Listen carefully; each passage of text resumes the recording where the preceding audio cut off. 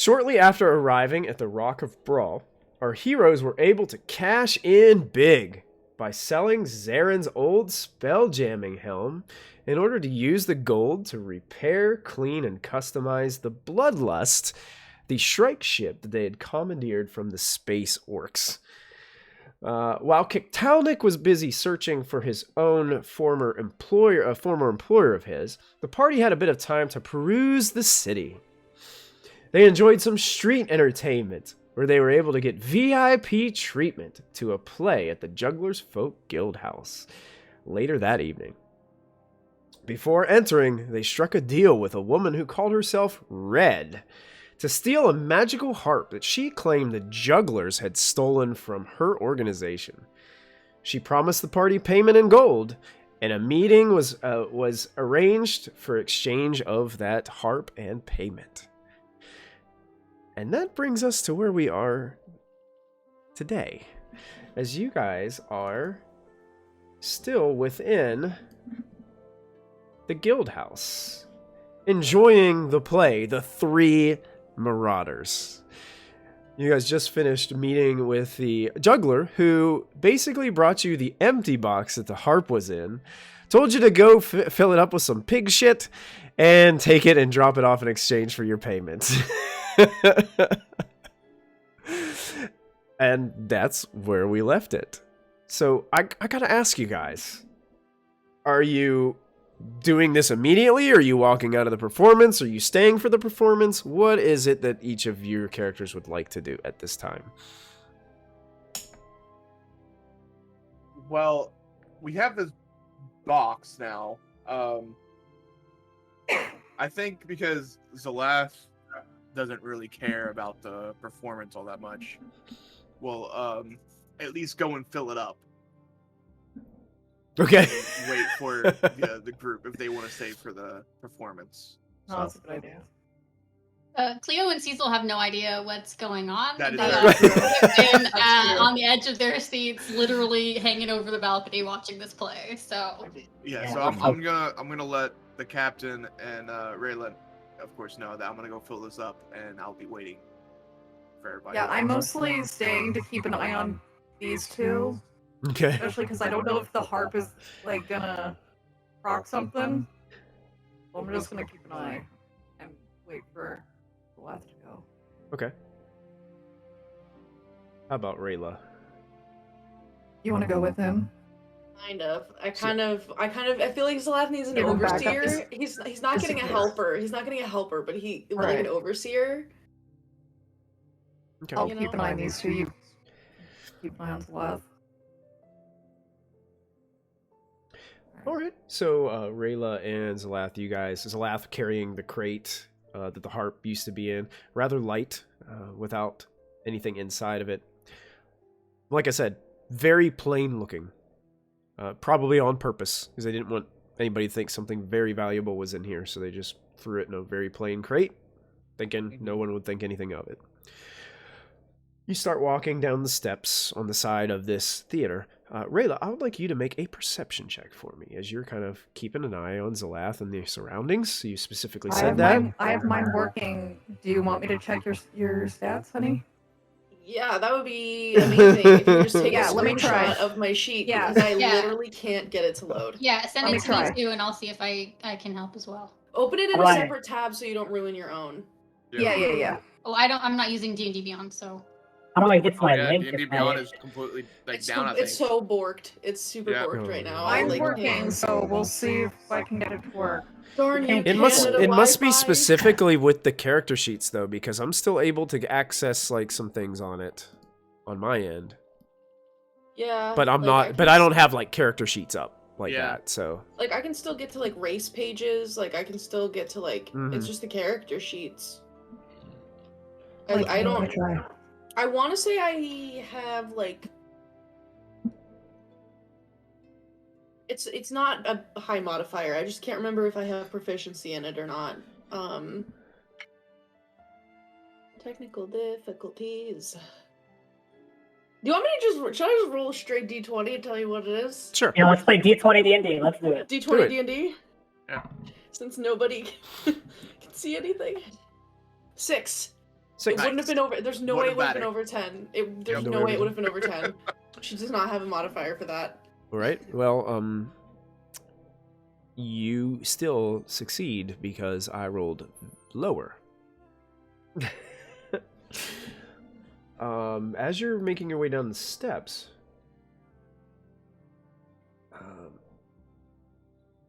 there's not a lot of people out here.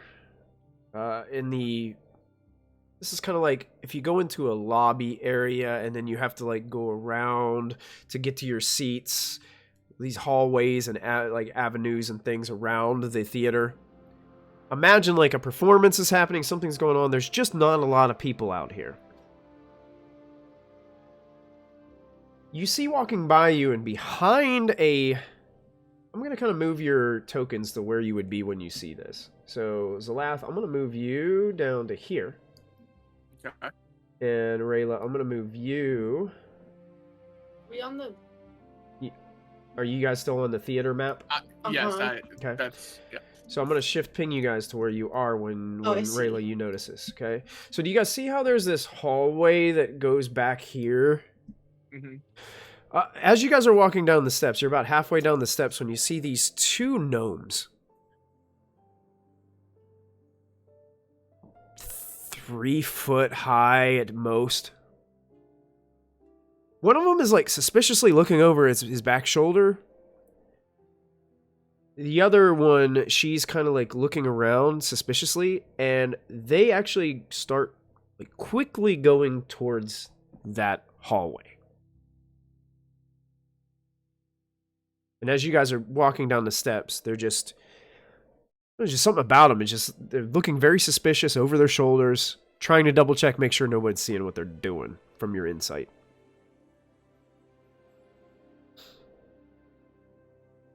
You know, I don't remember what any of my spells that I had prepared were, and I can't see them, so,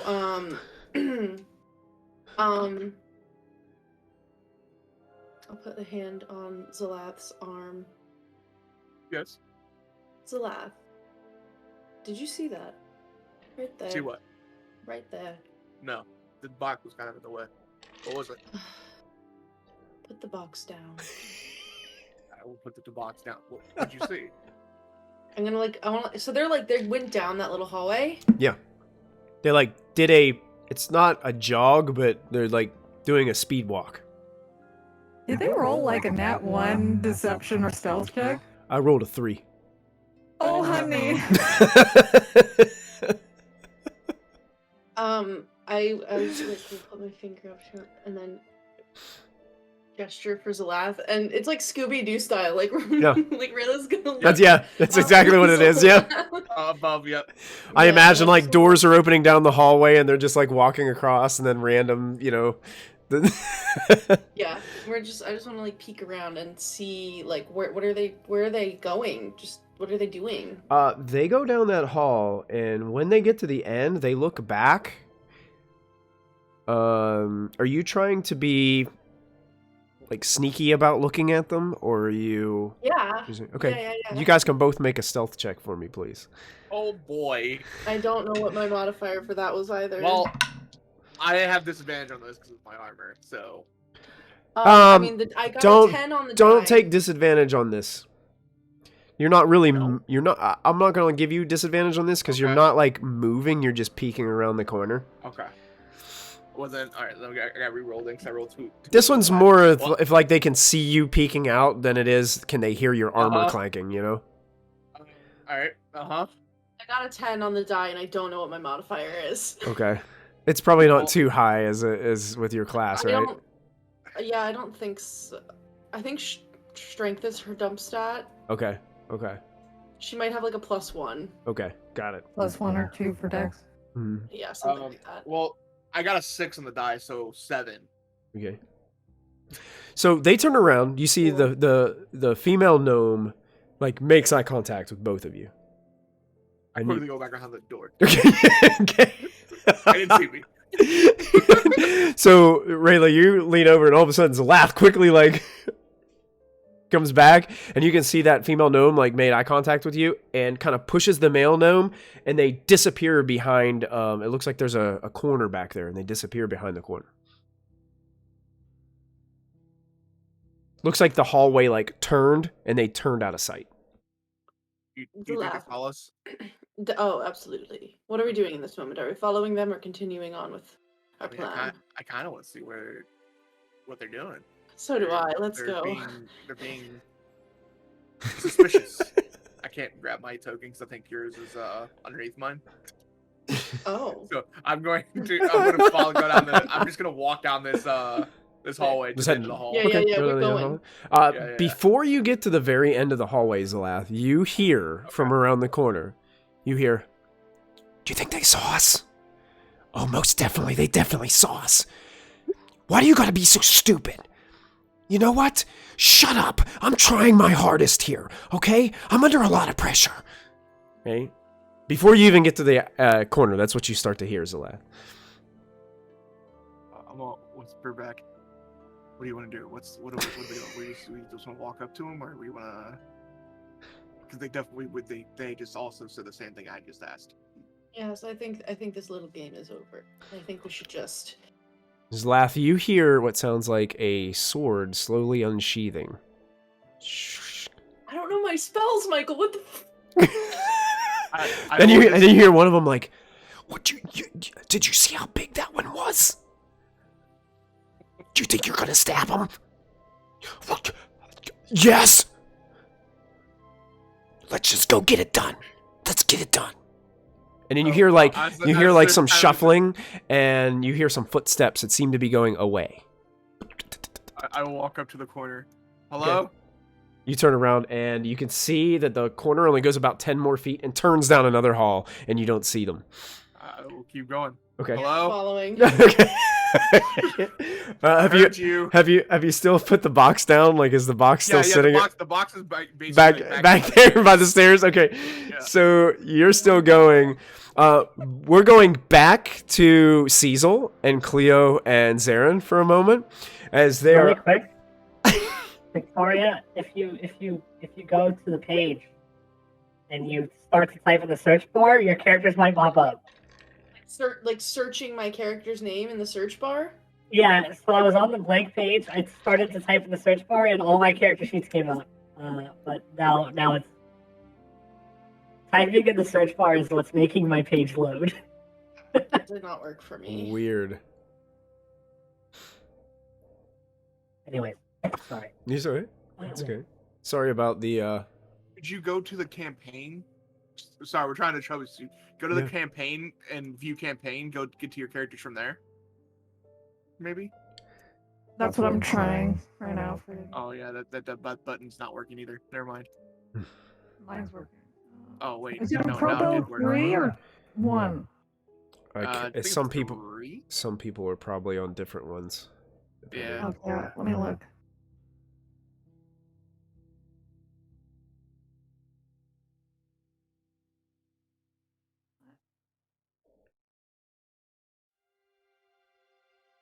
Oh, Sorry. I found Rayla. Hang on.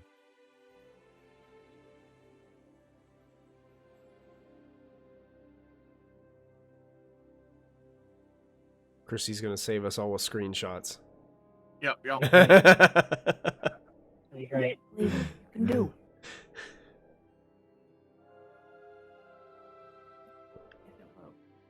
Try it.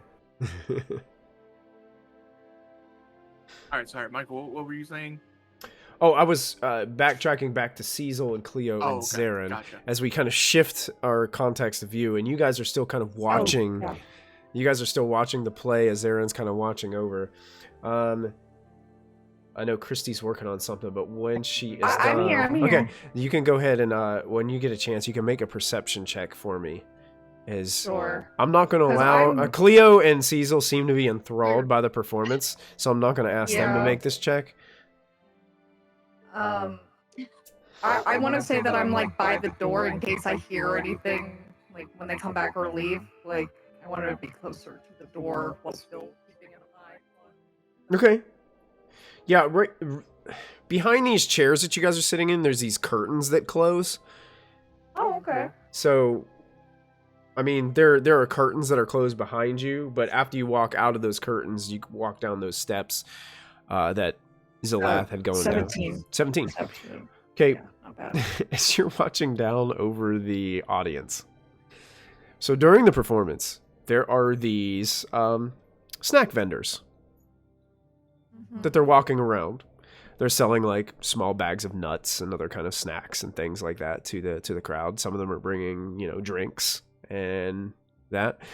And they have this distinct pattern in which they're like selling things.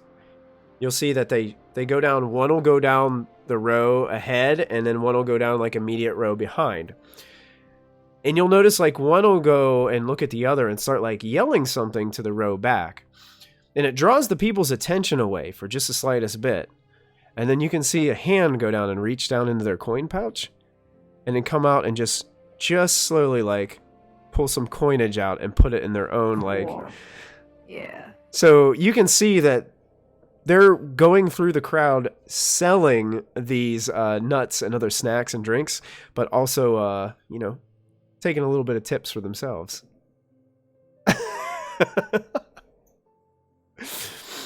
And they do it with a very big smile on their face. Oh, I bet.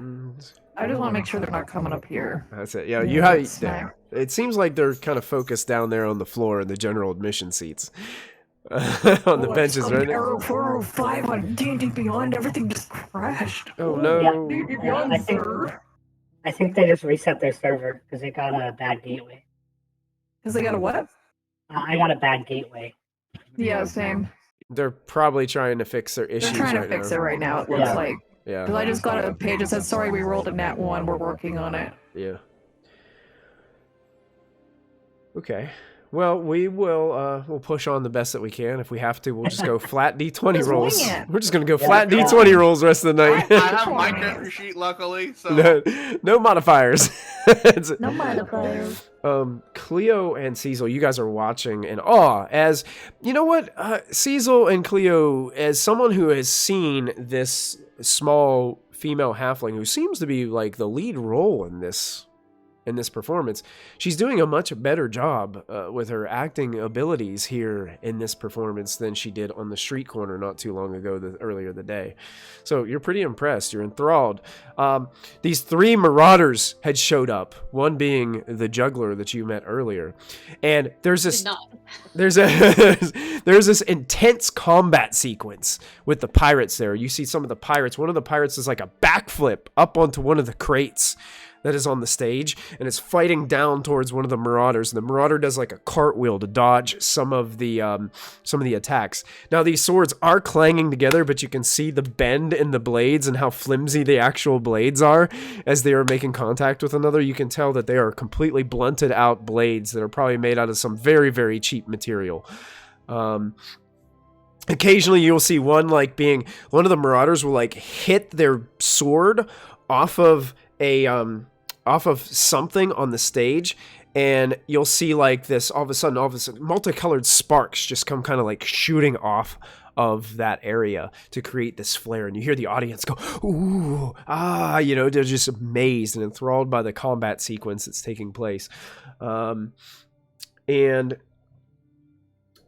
while this is happening backstage, Zalath, you're moving back down that hall. You just saw these 2 halflings kind of disappear to the left of the end of that hallway. It's about 20 to 30 feet ahead of you, and they just kind of disappeared, and you saw what looked to be some type of piece of fabric kind of jolt out just a moment from where they went and then disappear back behind. all right. Well, they seem to be moving faster. I'm gonna start running. Okay. So, and I make a lot of noise when I'm running. So I'm following. yeah, I'm just gonna run after them and see. So they went to the end of the hall, and went left. Yeah. And as soon as you get to the end of that hallway right there, you notice there's clothing, like costume racks right there. Ah. And there's like a bunch of costumes like there. You can go 10 more feet and get around it, but it looks like they had gone through them. Yeah. I'm just gonna keep going. I'm not gonna go through it because that'd be just a mess. So I'm gonna go around and just keep trying to see if I can find them. Okay, you go around that one last bend, and all of a sudden you hear, "Ah!" And one of them comes right at you with a short sword and attacks you.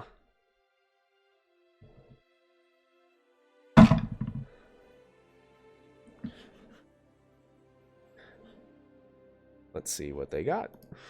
I did not roll very well.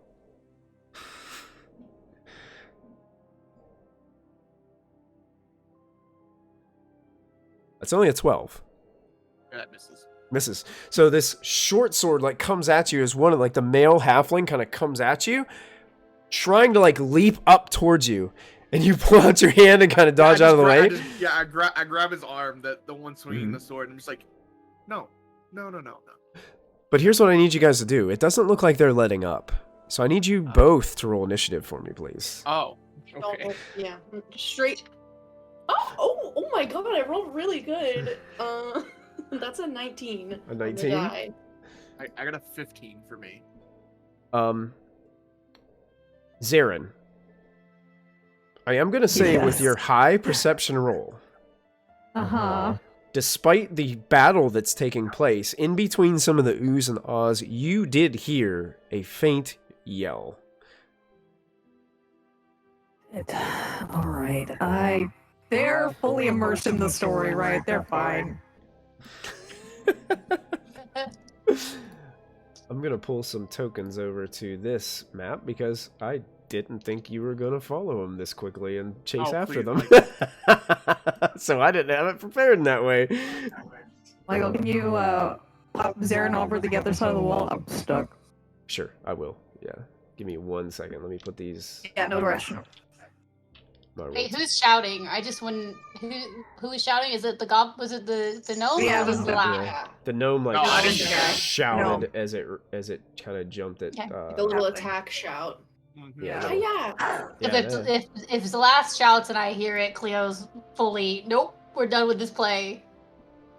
I'm just gonna put open right there and see if can you move through that curtain now. Yeah, Okay. Yeah, there we go. So you open the curtain and you can kind of move out into that location. I would say you heard the scream, but you probably only get like halfway down those steps before like anything were to happen. It's going to take you a couple, maybe a round or two to get to where this is happening. Just to see what's going on. Okay. I hope when I see the box, she'll figure out what's going on, but we'll see. Okay. So Zalath, what did you roll? 15. 15? Yeah. Go ahead, Zarin, and roll initiative too. I was just gonna ask. Yeah, go ahead and roll initiative too. And honestly, Cecil and Cleo, if you guys want to go ahead and roll initiative 20. too. Not 20. What's that make it? 20. That's a 20. All right. Sexy girl. Rayla, what did you have? 19. 19. I might have had like a +1. I genuinely don't know. You can just keep it 19. Okay. Even if you did, you'd be tied with Zarin anyway, so you guys could kind of like go flip-flop back and forth. That's okay. fine. So, My character sheet thing came up. Cleo got 14. Cleo got a 14? Okay, perfect. He's got 11. Cecil with 11.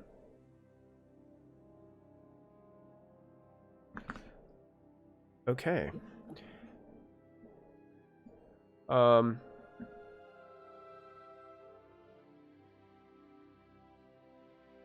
Okay. So, Zarin, you're actually first to go. So...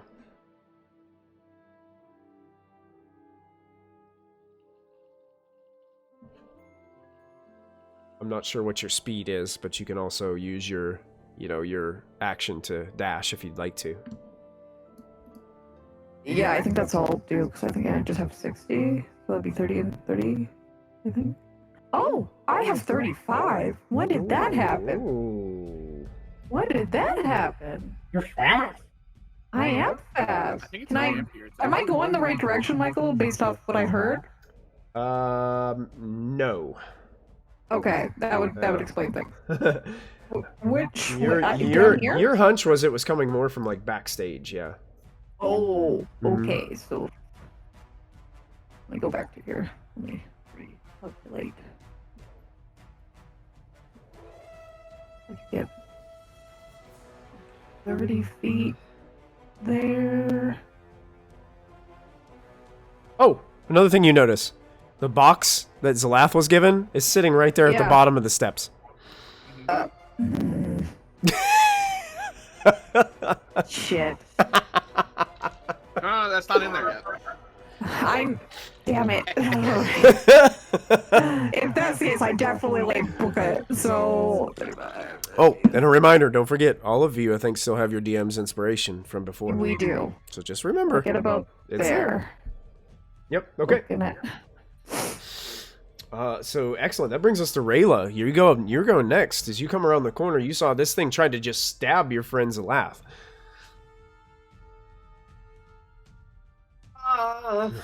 You know, I think I might have had Chill Touch prepared.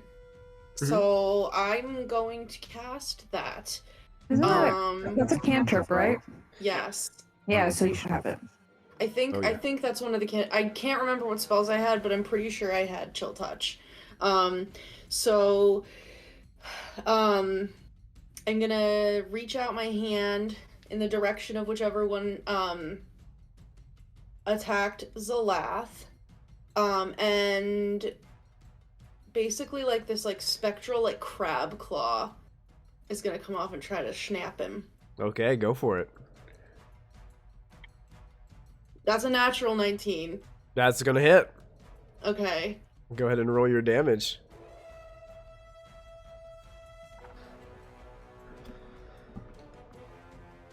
That is 4 points of necrotic damage, and it can't regain hit points until the start of my next turn.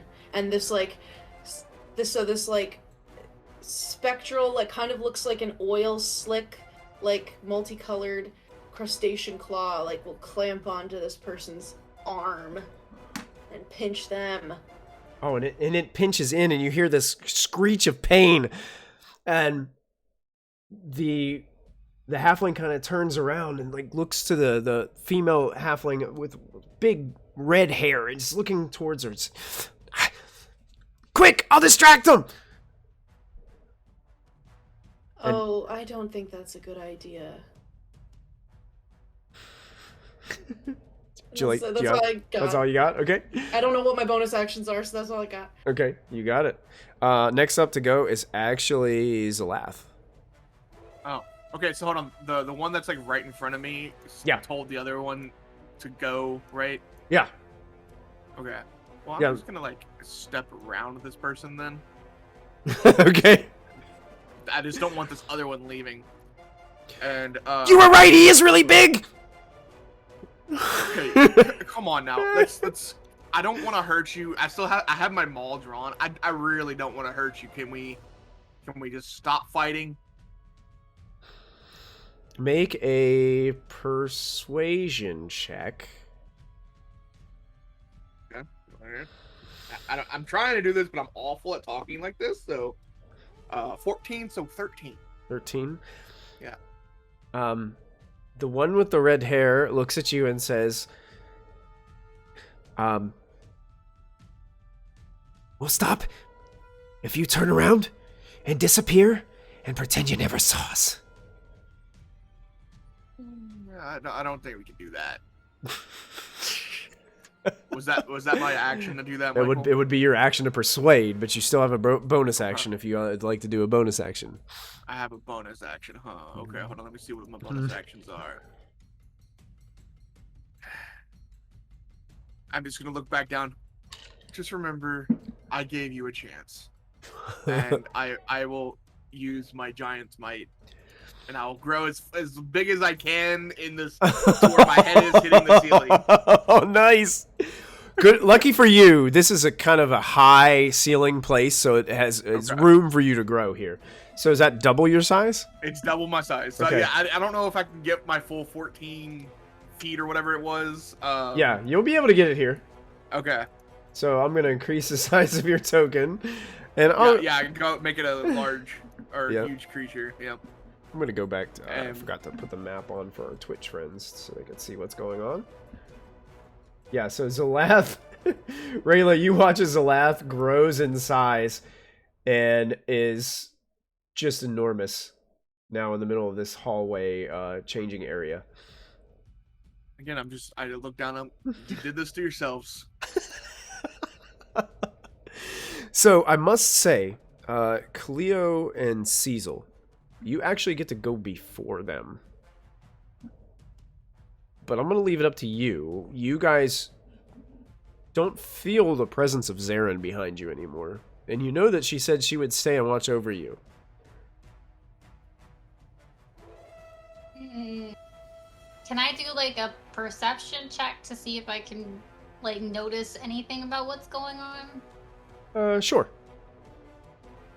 Because I think Cleo is like curious, but not enough to like just run out and try and figure out what's going on. Maybe she went to the bathroom. Yeah, I don't know. Maybe she wanted some snacks. Perception is +5, so 17. 17.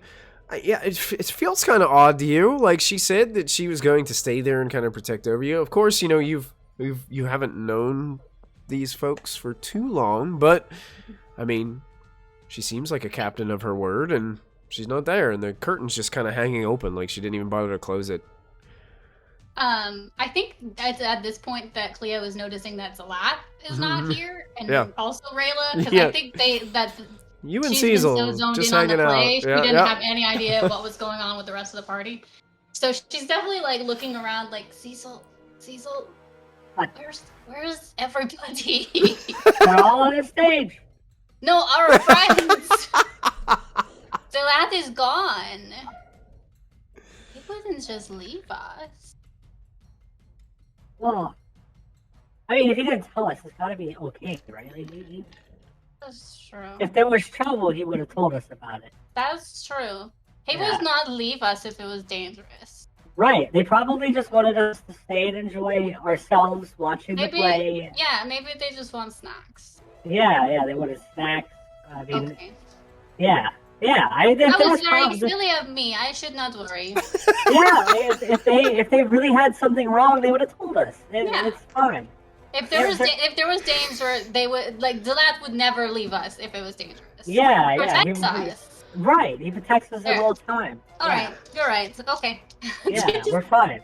Leans back over. Silly character. So that ends Cleo and Cecil's turn. And brings us to the halflings. They rolled very poorly on initiative, but you see, despite your size, this one with you're definitely intimidating to them, because now you're 14 feet and they're 3.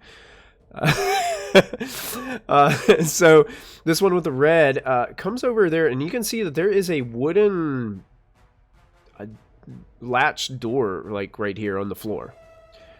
And this one with the red hair, she moves just slightly over to the latch, like she's not like getting out of like your threat range or anything like that. But you can see she's pulling something out of a pouch at her hip, and it looks like she's got some thieves' tools. And you can see there's a lock on this door on the top, and she's like trying to fidget with it.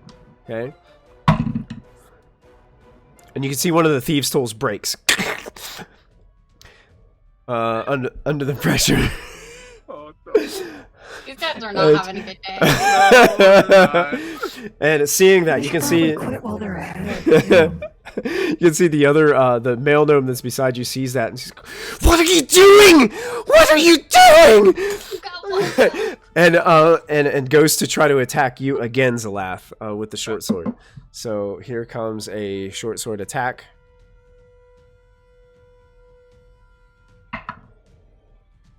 That's much better. Does a 19 hit you, Zalath? That does hit me, yeah. That does hit you. Excellent.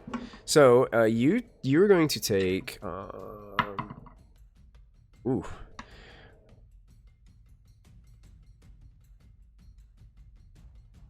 as you're kind of like looking at this red-haired halfling messing up with the thieves' tools, you feel this jolt of pain through your calf as you feel the short sword just get inserted kind of in the back of your calf. You suffer 24 points of piercing damage. I will use my reaction to stone endurance to reduce that damage taken by d12 plus 3. As it seems, this little gnome knows exactly where to go for within your leg. How much you say I got hit by? 24. All right, now reduce that by 13, so that's 11. Okay, you got it. So you take 11 points of damage. Yeah. And it's a sharp pain as you're just trying to endure through it. You grit your teeth. And as a bonus action, is going to use cunning action, which allows him to disengage as a bonus action. And he kind of runs back, grabs this girl, this halfling girl, and so can only move like half its movement back, and only gets to about right here, kind of pulling this other halfling away from the door. We're gonna have to regroup, and grabs her, and starts like dragging her down. Like looks like they're gonna start running that back down the hallway. That brings us to the top of round 2. Zarin, you're back up again.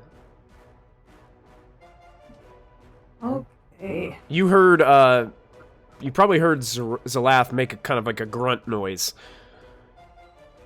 from down the hallway. I heard Zalath's giant form go thud on the Oh, I see Rayla. Yep. You can see Rayla. Is that a dash that you did, or are you? I haven't gone my full movement yet. Okay, gotcha.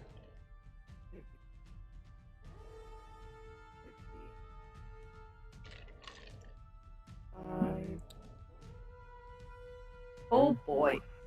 How far? I'll probably get up about there. Okay. All right.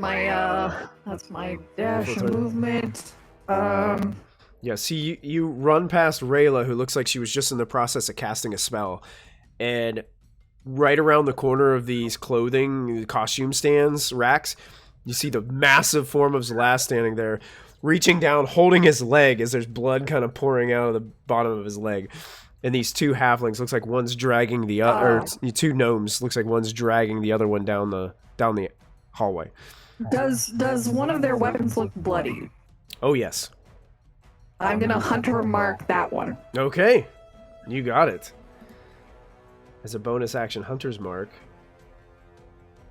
Yeah, that's my turn. Is there a good symbol in here for Hunter's Mark? Yeah, let's put the arrows in the back. There you go. Hunter's Mark. And you're marked. Alright, so that one's Zarin's turn? Yes. Alright, that brings us back to Rayla. Yeah, I think I also had Mind Sliver, Okay. maybe? Or, Yeah, that sounds I right. think That sounds right. So, not the one that stabbed Zalath, but the other one. Oh my god, what is happening to my... The other one. Okay. Red-haired one. Redheaded one? Yeah, the not stabby one. Not stabby one, yeah. I am gonna Mind Sliver Okay. them, so I need an intelligence saving throw. Intelligence saving throw. Oh boy. Alright. They don't seem particularly bright, considering they attacked us. But... Yeah. Oh gosh, that's a terrible fail. Okay, yeah, I think my DC is like 14. Oh, yeah. But so That's like that a one 4. yeah, this person takes 3 psychic damage, and Okay. now they have to subtract 1 from the next saving throw they make before the end of my next turn. Ooh. Oh, subtract 1 from the next saving throw they make? Yeah, it's 1 Okay. d4, and I rolled a d4, and I got a 1 on it. But yeah. So Okay. Rayla like says something in deep speech under her breath, and there's just like a flash of like it's like almost like a corona of like an eclipse. It's like mostly dark, but there is like a halo of light around it, and it's just like a flash of it over this person's like head, like almost like it's going through their head. Oh. And then they have a little headache now. They have a little headache. You see the redheaded one go "Ugh!" like this as she's being drug away, and the other one's like, "What's wrong? What just happened? What was that? What did she say?" I don't know. I don't know. Keep pulling me. Anything else, Rayla? Nope. Okay. That ends Rayla's turn, bringing us back to Zalath. Massive Zalath. I'm just gonna walk up to him. And I am first going to hit the one that stabbed me with my maul. Okay. You got it. My character sheet is also now not working, so I rolled a 16 on the die. Or no, yeah, 16 on the die, plus I think it's like plus 8 or something like that. That's gonna hit. Plus 6 or something, I don't know. Okay. Oh yeah, you're gonna hit. So I get a d6. Alright, so I get 3d6 from this. That is 8, 10, 14 points of bludgeoning damage. 14 bludgeoning damage. Going to use Uncanny Dodge to half that to 7. Okay. And then I am going to action surge. And I'm going to hit the redheaded one now. Oh no, guys. This Zalath is getting pissed off. Yeah, you shouldn't have stabbed me. That was stupid on your part. That's a 14 plus. I think it's like 6 or 7. Oh yeah, yeah. That's gonna hit too. I am going to invoke my fire rune for this. So they need to make a strength saving throw. Oh no. And this would be minus whatever Rayla's minus thing minus was. 1. Yeah, Yeah. -1. So that would be a 14. Crap. Hold on. Let me see what the. Oh, it's plus Constitution. So it's 8 plus. 8 Versus plus going- proficiency, so it's 10 plus 2. Yeah. And then plus con. Dang it! I think I'm a 14. I think it's a. So no. just succeed, right? Yeah, it's either a 14 or a 15. I can't remember which one. So. Yeah, I think you roll the 15, so you succeed on any of them. Yeah, yeah. Yeah. All right. So, they aren't restrained then, which is what I was going for. So that kinda sucks. Okay. But Trying to pin they him there, huh? Yeah, they take 10, 11 plus 4, 15 points of bludgeoning damage, and then an extra 2d6 fire damage. Ooh. 8 points of fire damage. So a total of 23. 23, yes. Uncanny Dodge. Yeah. Gonna half that. So Gotcha. that'd be 12. Yes. If you no. Well, it depends if you round up or down. If you I'll call it round 12. down, it's 11. Oh, Okay. yeah. So yeah, you slamming it. What's it look like when you invoke these runes? Yeah. So what happens is because my fire runes is on my chains that are around my wrist. So basically, what happens is as I'm swinging my maul, my chains glow red Mhm. and also kind of animate off of my wrists and attempt to wrap around the person.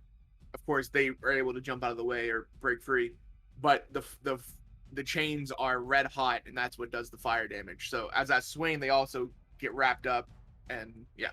And she just barely like rolls out of the way of these flames or these fiery chains, but you can still see that it does some damage to her as she rolls out of the way. And these massive maul hits as you're slamming down towards these gnomes are slamming onto the boards of the floor as well, creating these massive thumps. And each thump, you can hear the crowd outside the curtains of the backstage. Like as the combat is happening on stage with the 3 marauders, and Cecil and Cleo, you notice this too. Like there's this extra like bass boom on some of these attacks from the actors on stage, and it's causing the set to kind of bounce a little bit, and the crowd's going, "Oh man, this is even better than it was last night. What is going on? And it looks like they're Kayla just was right. We did make their performance better. And it, like, to Cleo and Cecil, like, it looks like the three marauders that are fighting up there are, like, looking at each other very confused. Do I recognize the sound of that thud? I feel like We'll get to it on your turn. First, I want to make sure that Zalath's turn is over first. I just want to move slightly past them and block their this. Cause it seems like they're wanting to run this way. Yes. So I want to run past and I want to block their path here. Stepping in the path of them. Yeah. They use their reactions for uncanny dodge, so neither of them can make a swipe at you. Exactly. Okay, so that does bring us to Cleo and Cecil. Something doesn't feel right. The actors aren't they're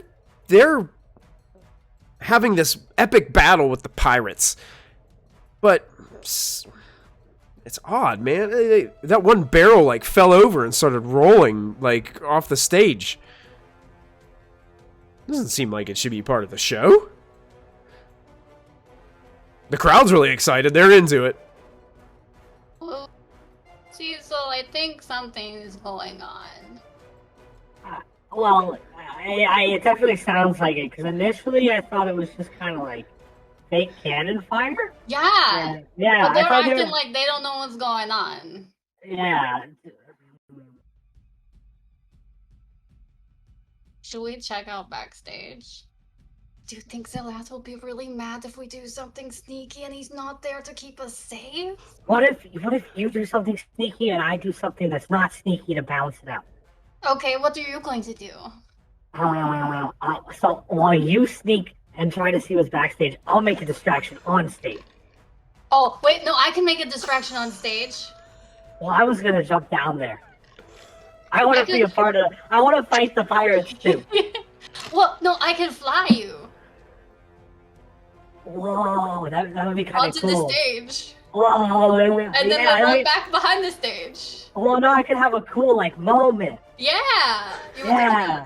All right. I'm gonna activate my Radiant Soul. So Cleo goes into her full magical girl spin with her celestial the celestial star wings kind of unfurl from the back. Yeah. Oh, nice. It's ribbons of light that form wings made out of stars and constellations and nebulas in between. Oh, and it casts light all throughout the theater as this takes place. And all of a sudden, you see the whole general admission section just looks up to the box in the corner. I'm gonna grab Cecil. Strength is not my strong suit, but I think Cecil's probably pretty lightweight, so I'm gonna grab Cecil and hoist him and fly him down onto the stage. Okay. So what is your fly speed when you're in that mode? It's 30 feet. It's 30 feet. Yeah, so you can get to the stage from your box, no problem. And you see the actors are trying to still continue with the show because the show must go on. Right. It must go on. So you guys can move yourselves, I guess, 30 feet onto the stage, and just imagine that there's a bunch of set pieces up there. Yeah, where's 30 feet?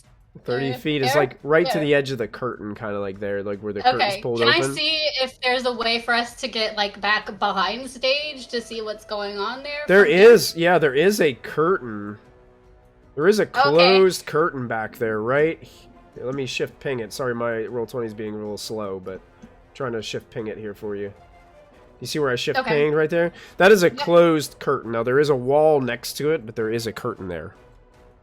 Cleo will look at the actors and be like, "You guys are doing great," and then I'm going to run back for the curtain.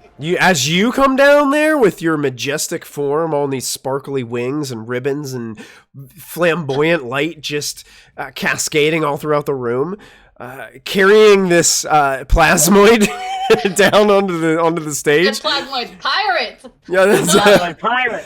I put on my cloak. You hear somebody in the crowd go, "Wait a minute! I thought there's only 3 marauders." Well, and it's Where's the cavalry? I'm gonna run up. I'm out of movement though, so I can't move any further because I used my action to do my radiance. okay. I'm running over to like towards where the actors are. I'm just gonna start projecting my voice again. My love, I have come with you. I got crew to give cover fire by cannon. So you running up to the halfling? The halfling? Yeah. That's you? Yeah. Oh, okay. Yeah. Okay. Yeah. Yeah. You get the strangest look at first, like this look of I am horrified because I have no idea what is happening right now.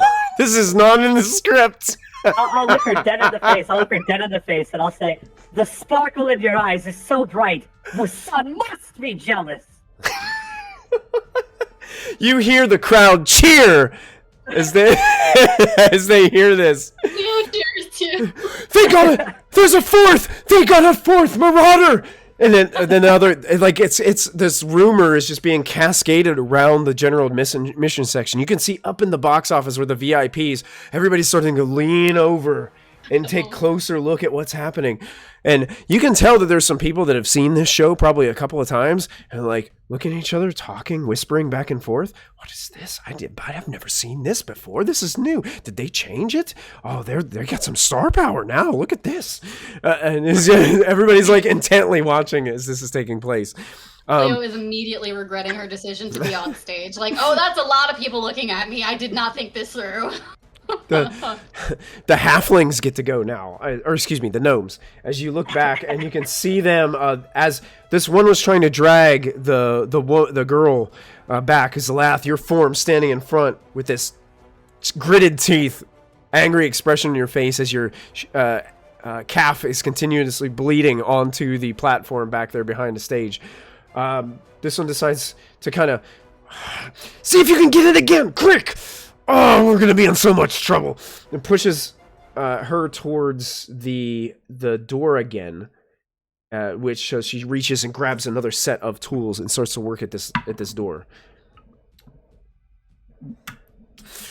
God, these jugglers, they know how to make good locks. And just like trying to like pick at this thing, cannot get it. So that is her turn, and she looks over her shoulder and she sees Zarin.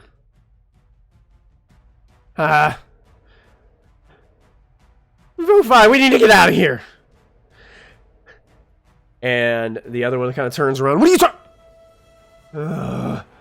There's two of them back there now. And takes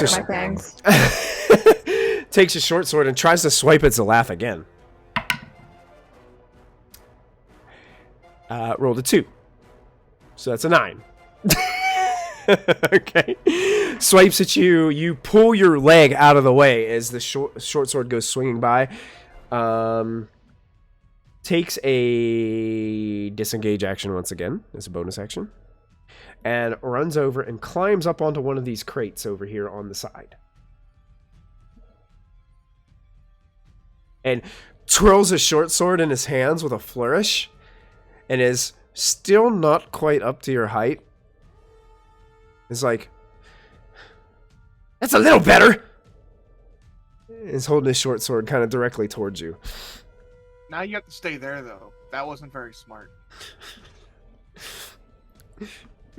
He looks around, and that brings us to Zaren's turn. All right. Can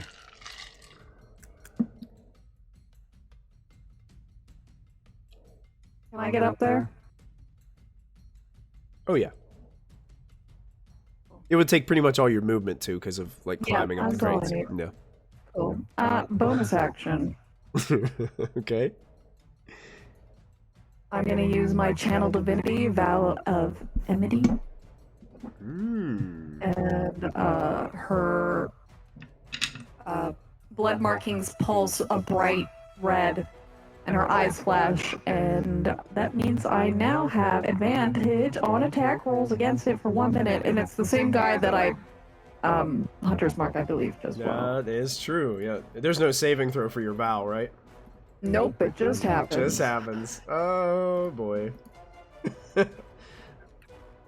The red dot, it will be your symbol for your vow. I'm gonna do the advantage. Yeah, 17 plus 5 to hit. That hits.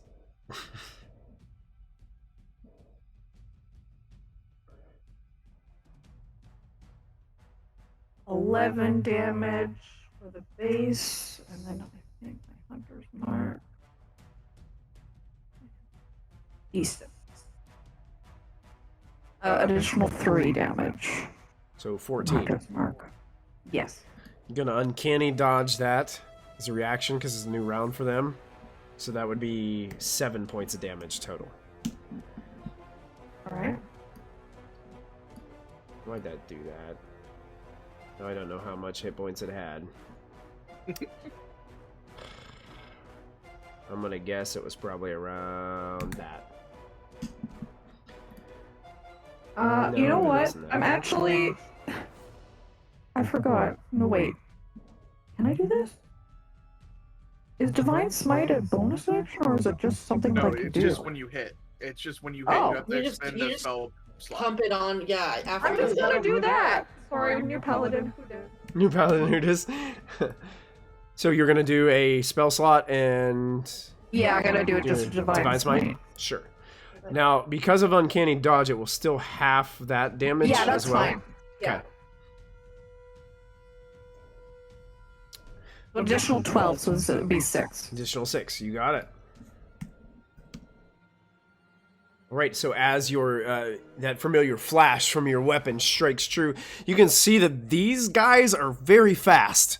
And even though you do strike a blow, it seems like they know how to position their bodies in a way that's not going to hit any vitals. And they kind of position themselves in a way that they turn, and all of a sudden you get a slash, but it's not one that you would be very happy about. Now my character sheet just shit the bed. Oh Yeah, no! I'm just on my fighter thing right now. Oh no!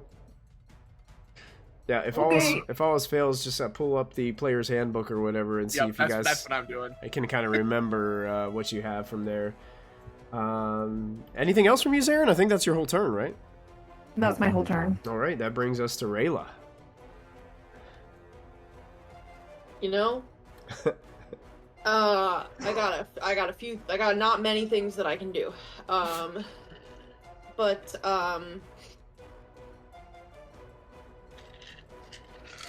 Can I, I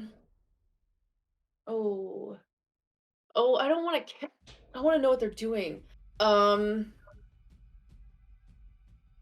Rayla is gonna say to Zarin, maybe we should keep one of them alive so we can figure out what they were trying to do. I am going to try to kill this one though. The one that's like picking the locks. You know, we're gonna just go back to the chill touch. We're just Okay. gonna chill touch. All right, you can go and make your roll. So the 2 hit is like charisma. It's like D20 plus proficiency bonus plus charisma, right? It would be it'd be your proficiency bonus plus your charisma modifier would be your bonus. I think my charisma modifier was a 4. Okay, I so think I that have would a mean plus 4. so you'd have a plus 6 total. Okay, so that's a 15 because I rolled a 9 on the die. 15. Not good. Let me double check. That's gonna be close. Just misses. Okay, that's right. The little crab claw goes out and they dodge it. Dodge out of the way, rolls out of the way, trying to reach for more thieves' tools. I'm going to enjoy watching the life leave your eyes. And that's my turn. All right, you got it, Rayla. And that brings us to Zalath again. Seeing how Zarin has run in and is fighting this one, I am going to move back up to this one. Okay. Uh, You see, she just rolled out of the way from this mysterious crab claw that seems to be floating around, trying to reach up and snap at its arms. I am really. Alright, I'm just gonna swing at her. I was thinking maybe trying to grapple her, but I will swing Okay. with my maul. All right. Go for it. Oh, I don't. That's not gonna hit at all. Oh my god, my sheet's up. Oh, That was a 4+. Even not enough to Let's see, make yeah, 16. She so. rolls. She rolls out of the way of that one too. Yep. Oh, my sheet's up too. Oh, sheets are up. Green path. It's not yet. Keep your fingers crossed. I'm looking for mine. So that's all I can really do, and I'll just be like, you all really just want to put down the weapons and just stop doing this. Trust me. Make a persuasion check. Oh God. Okay. Buddy, I believe in you. 13. 13. That was 14 the same. -1 again. Yeah, so. same thing you rolled before. It's like, Yeah. we told you how to get out of this. You started swinging that maul at us. Mine's up too. Cool. All right. Is that the end of Zalath's turn? Yeah, that's all I can do. All right. Cleo and Cecil. Cleo, I'm going to run in towards the thing. So let's see, Cleo. Where's the? How far? It's going to be Oh, I got it. right here. Okay. yeah. I guess actually I can just keep running, right? So. Yeah, you could We'll use your just- action I'll to get dash the to get door. there, Yep. and then I'll say that on the end of your turn, basically you're going to open this curtain, right? Yes. You know, Yeah. Open that up. So that curtain opens. Can you see back behind there? I can. All right, you can see massive Zalath slamming his maul down at this little red-haired gnome who's dodging it, and you can see Zarin. No. You can't see that? Oh no! I said. Okay, Oh no! Okay. And then above on crates in the background, you see Zarin in sword-to-sword combat with this other gnome, and Rayla's like doing the crab claw motions with her hands, like trying to grab this the other gnome as well. I think But- I have enough Cleo. movement. I can like slide in here. Okay. That's action and movement. Do I have a bonus action? That's the real question. I can do. Let's see. Sorry, guys. I forgot to check if I have bonus actions. I'm not used to playing rank anymore. I think I can use my planar warrior. Yeah, as a bonus action. Right. So I'm gonna do that and mark. Let's see. This guy is hurting my friend, so I'm gonna mark her. Marking the one right next to you. The one, yeah, right next to me Okay. with Zalath. Okay, I will put this. No, they don't have teal as a color option. I'll put blue right there. Okie dokies. That way we'll know that you have it marked. There's no like saving throw or anything, Uh-huh. right? It's just something that you do. No, it's just Okay. marking. It's like a hex kind of thing. Okay. And she'll look at Zalath and be like, "What's going on?" Yeah, you guys see the no. curtains come open, and you're still in your like majestic winged form, right? Yeah, Like, and this yeah. bright light just It starts to lasts a minute, shimmer so. in and cascade into the backstage area. You can see Cleo standing there with her bright, sparkly star wings, like And her like outstretched. little star freckles are glowing and everything. Yeah. Well, this is not good. Cecil, what you doing? Yeah, Cecil, it's your turn. I'm gonna run up to the halfling. I'm Yeah. going to scoop her up off the ground and pull her in close to me. As and as say, you do that, she's like, "What are you doing?" just go with it. Make a persuasion check.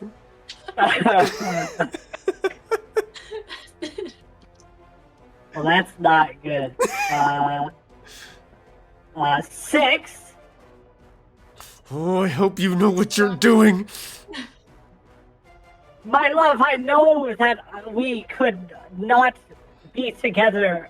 It was forbidden, but I just could not stand by and watch these disgusting, ugly, not my kind of pirates come and steal you away from me.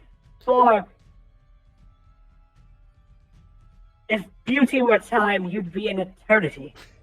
And I could not risk losing that. I feel like get really close and pretend he's gonna kiss her and not kiss her. Okay. Get it, Cecil! The crowd, like, all of a sudden it changes their dynamic as the battle is like was going in the background, all of a sudden the pirates like pull down their weapons a little bit and they're looking over towards you as you turn this into kind of like this love story. So like everybody's like turning around. The three marauders like start to look towards you as you're bending down, like looking at this halfling in the eyes, coming in for a kiss. The crowd is like enthralled and they're just like, oh, and they're just not sure what to think of it. And the halfling is like, but I do love you. And then starts to just like shed tears again, like she did in the street corner the earlier that day. And you hear the crowd like erupt into cheers, and you can see like bags of nuts being tossed in the air, and like cashews go flying everywhere, and like crinkled up pieces of paper. You see people like throwing flyers of the three marauders posters up, and they start to just feather fall down to the ground as you hear everybody start cheering with this new direction that this play is taking place. Make an insight check for me, Cecil.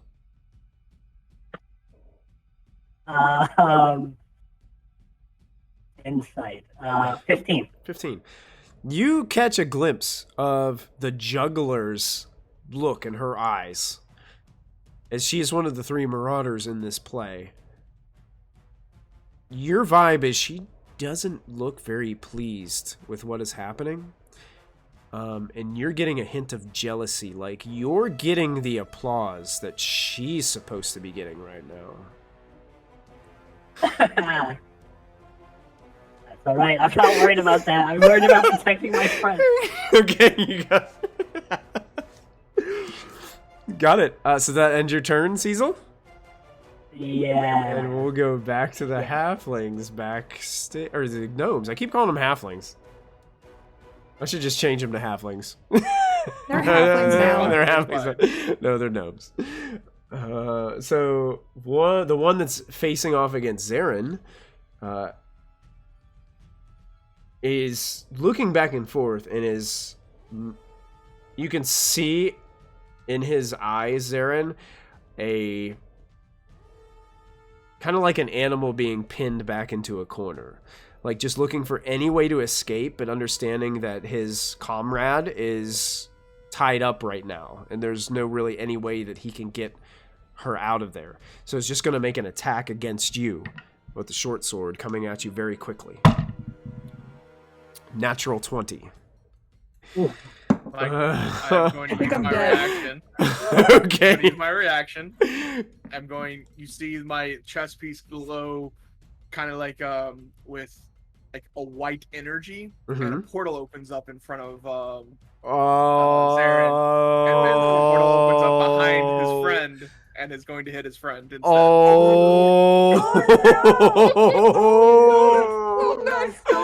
Oh no! This is gonna be real bad. As I use my cloud rune. This is gonna be real bad.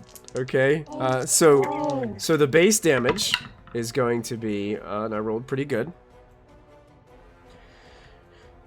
So for the base damage, that's 12. But the problem is, there's sneak attack added to this. Mm-hmm.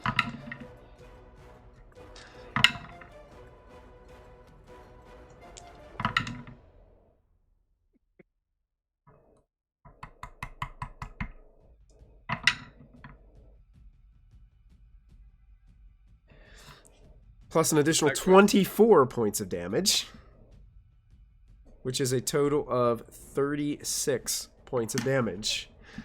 So all of a sudden this portal opens up. Opens up as this one lunges towards you. You see this glow, and all of a sudden this rip in the fabric of space and time opens in front of you, Zarin, and the sword just disappears into it instead of into your flesh. Like this was going right through your chest, and you don't feel any pain whatsoever. But you hear a scream come from down below of you as you see this. Another ripple is opened up next to Zalath, next to this tiny gnome, and the sword blade is sticking out and sticking right into the chest of that gnome. Alright, you missed. And crazy enough, that gnome is still up, but looks very badly injured. Bleeding all over this hatch door on the floor. And cunning action is going to disengage and start like running along these boxes, and then for its last bit of movement is going to just hop down onto the floor over here, just looking shocked at just what happened. The other gnome, who is just laying on the floor there,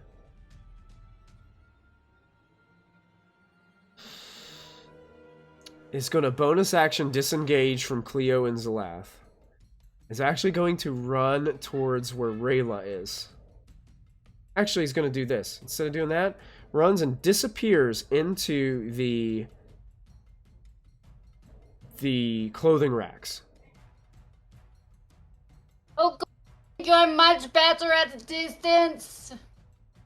And kind of, you guys, I would say that you cannot see her anymore, even though you see her on the map, because she disappeared into costumes. How far is she from me? She's about 5, 10, 15, 20, 25 feet away from you. Okay. Okay. I do have. Well, well, that's like 20 feet, and then she disappeared. She went like in between these clothings on the rack. Bonus action, movement, and then action is going to dash. And can move that far. Alright. That ends their turn, bringing us to the next round, which starts us off with Zarin once again.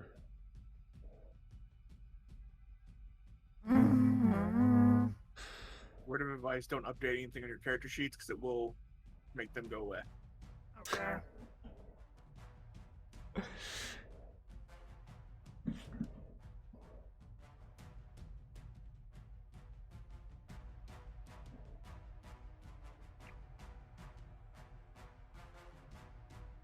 Yeah, I'm just gonna go get him. Go get him?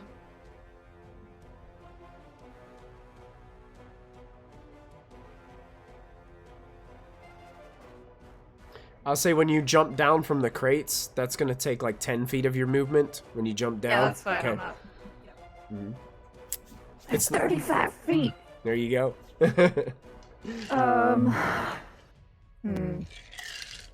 Debating if I want to try and intimidate him into surrendering.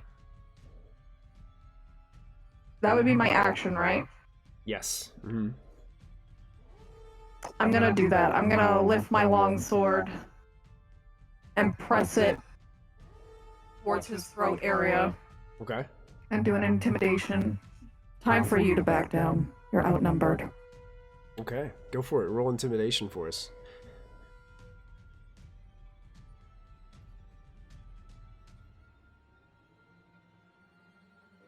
Dirty 20. 15 plus 5. You can see he looks down at the blade of your sword, which is just a few inches away from his neck. He stops in his tracks. Your friend looks pretty messed up.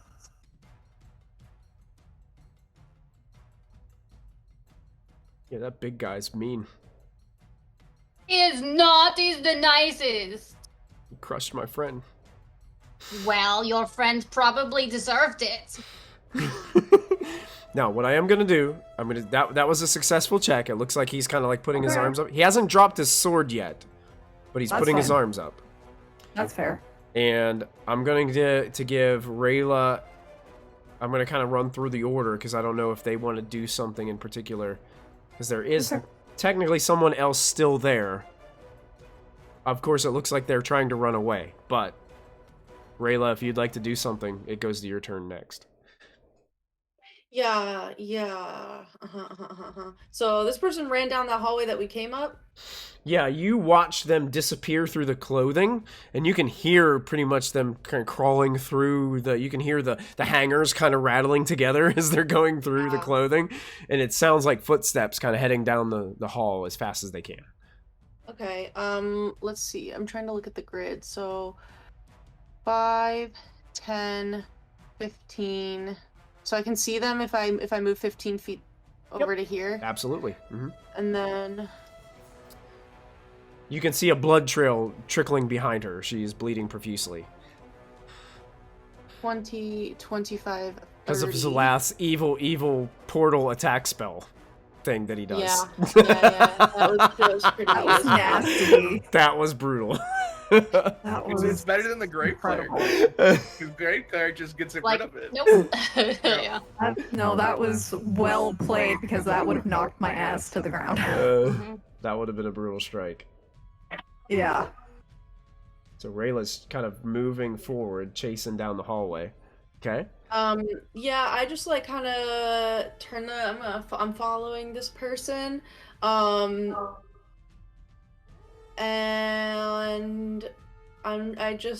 and I say like, as I said, I'm going to enjoy watching the life fade from your eyes. And then her eyes like roll back and turn black, and she starts whispering something in deep speech, and I'm casting dissonant whispers. Ooh. So, Okay. This person needs to make a wisdom saving throw. Wisdom saving throw. Okay. DC 14. DC 14. That is a 2. Alright. Okay. It's like it's all or nothing tonight. It's either nat 20s Yeah. or nat 1s and 2s. I literally almost rolled max damage. I got Oh. 664. So 664. 16 points of psychic damage. 16 psychic. And this person has to immediately use their reaction to like move further away from me, which sucks, but like whatever. But yeah. Yeah, okay, so this happens, and you can see her reach up to her head once again, and her fingers just like run through her red hair, and it's just messing her hair totally all up as she's bleeding all over the floor. She does like this barrel roll across the ground, and is like screaming and running in panic away from you, Rayla. You have just scared the snot out of her as she is just bleeding profusely and charging and running away as fast as she can down the hall. You didn't let me see it happen the first time, so now I'm gonna make it slow and painful. Oh, that's brutal. And yeah, that's my turn, So I think. so immediately uses reaction to move at speed, right? Yeah, it has to move as far as its speed allows away from me. 15, 20. Which is not Yeah, great, but which goes what I got. which goes around the corner, so she kind of disappears out of sight from you temporarily. That's fine. That's fine. I'm gonna get her. Okay. I'm gonna get her. Rayla has made a vow. Yeah. This Yeah, gnome, I don't have. this gnome does not I escape. have a bonus action. Okay. What would you like to do? I'm gonna starlight step and go 30 feet. There you go. Okay, so 5, 10, 15, 20, 25, 30. Yeah, so I'm going. Oh. 25, 30. So I just like fade into like dark, like it's again like that kind of like eclipse corona, just like condenses into a little black hole, and then it appears 30 feet down, and I'm just following this person. And I really want to kill them. That's okay. You can see she's like crawling, like she's just trying to get away from you so quickly. As she went around the corner, she tripped and fell, probably on her own blood, and is just like trying to just get out of here as quickly as she can. Keep running, little Poor lamb. girl. Okay, Rayla's turn ends, bring us to Zalath. So Cleo, stay with Zarin. But I got to Make sure they're- heal you. I'm fine. It's just a scratch, and I'm going to just run this way and like just basically step over the clothes. You know, honestly, you could kick them out of the way at your size. Oh god. Oh god. Oh god. I lost my lighting. I'm assuming Weird. this is a smaller hallway here. So I'm just gonna shrink back. You could, it's tall enough you could still fit, but you're basically consuming the entire space. So Yeah. like you see Rayla over there, like you could probably step over her, but you. I'm gonna shrink back down. Okay, sure. So- Here, I'll shrink your token back down to a normal medium-sized humanoid. There you go. And I lost my vision for some reason. I don't know why. So I don't know where Rayla is, but I'm just gonna move 30 feet down this hallway because I'm gonna action to dash. Okay. So that will put you like yeah Right exactly right there. Yep. Rayla, as soon as you come out of your step, your teleport, you hear doom, doom, doom, doom, doom, as Zalathan's coming with his maul and running right down the hallway right by you. That's all I can do. Okay. I will yell out to this person. I mean, I don't know if I can see them or not because I again can't see the map for some reason. Yeah, you can see them. They're literally 5 feet away from you. Oh, okay. Yeah. I will just. We have your friend. Stop running. Okay. I'm not trying because I've used my action, but I just want them to know that we have their friend. Absolutely. And that'll let my turn. All right, Cleo and Cecil. And are you good? If he behaves, I'm good. I mean, do you need me? Come on the other side of him. I want to flank. Okay. I want the answer you wanted. That was not the answer. Cleo's like, the answer you need to tell me is no, so I can disobey Zlat. Okay. Fine. Oh, come on. Well, if you don't want to get up, out of character, if you don't want to get up and personal with him, you can, Oh, no, Cleo prefers to get personal. Oh, okay. Then, yeah. Let's hold him hostage until his friend gets back. She'll pull out her, short swords and do the, short sword cross, and the lean over. Okay. I won't, both They of can work like scissors if they need to. Both of your passive insights will tell you that when you originally asked Zarin to if she had needed you, you could tell there was a little glimmer of hope in his eye that he was hoping that you would go off. I know. But when I'm you a started, trained when you warrior, I know how this works. because you said that the terms of the terms of the submission was that you were outnumbered. Well, if Cleo would have disappeared, then you would be 1-on-1 again. I was not. Yeah. So, Still not Cleo wanted. She's like, I need to go help my best friend. That's it. So now that you come up with the short swords, you can see he kind of looks over his shoulder and he's like, you can see the damn in his eyes. It's like, I almost had a chance. If you decide to go to another plane of existence, I can still find you. Me too. I kind of gesture at his shoulder. He hasn't noticed yet, but there's a brand mark that's glowing on his shoulder. What is that? Somewhere. It's something so you can't hide from me. So if you want to go back to your main operation, we'll find you there too. He immediately drops the sword. Thought so. Ding, ding, ding, ding, ding, ding. Cecil, what are you doing? Oh, so I'm holding the halfling. Regale me. I'm like an inch away from kissing her, and I'm like, I'm sorry, my love. I must help my comrades with what they're with their enemies at hand. And I will gently set her down, turn around, put my arms out really wide with my back to the audience. I'm gonna cast darkness on all of the pirates that are fighting, and so tendrils of darkness shoot out of my sleeves, slither through the air, and make a ball of darkness. Before that happened, when the crowd heard you say that you had to go help your friends, you hear some people in the crowd yelling, "Yeah, go get him, hero! You can do it!" No. And the crowd has just drawn into you, Cecil. That's wonderful. I make this ball of darkness, and I walk in there, and I'm at a very low tone. I'm like, all right. What we need to do is everybody just start sword fighting and making those sparks at the sides of the circle, and then Juggler, you put your sword through this person, and they're gonna put their sword through me.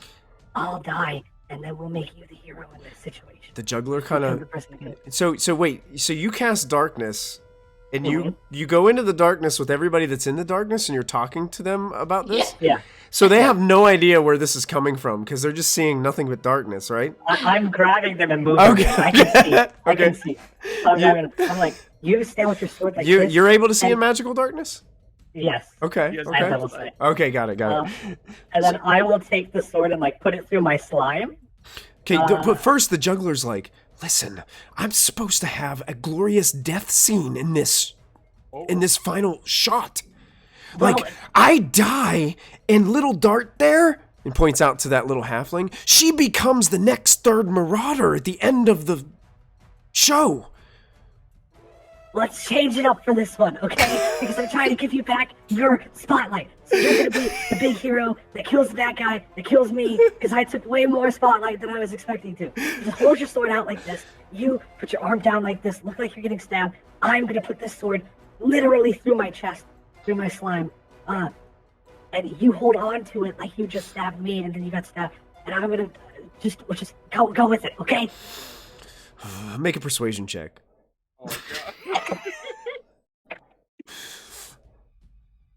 Oh, God. 15. 15. Gosh, if this doesn't work, you're in so much trouble.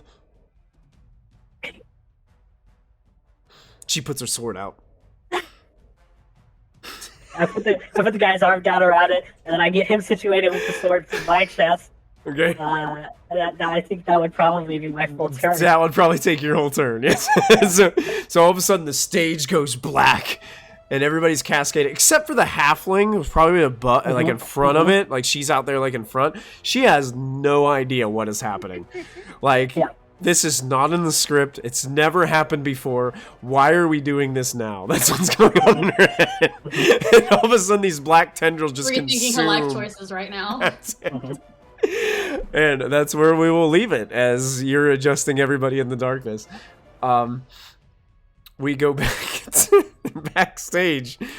Zarin, it's actually the top of the round with you, and you can see that this individual has kind of dropped their weapons, and they're standing there. With Cleo kind of over the shoulder. And just looks at you and says, Fine. Fine, you win. You win. Out of character. 10 out of 10. This is a better story confirmed over the play. So good. Because Zarin didn't see the initial start of what happened here, I think she's gonna start demanding answers from this guy. Okay.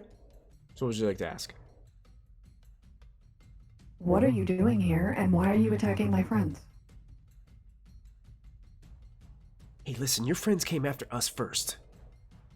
We're just here on business, and then they come charging down the hallway. That big guy, he's gonna cause you a lot of problems. No, he's not. He can't stay. Nothing but helpful. He can't stay out of everybody's business.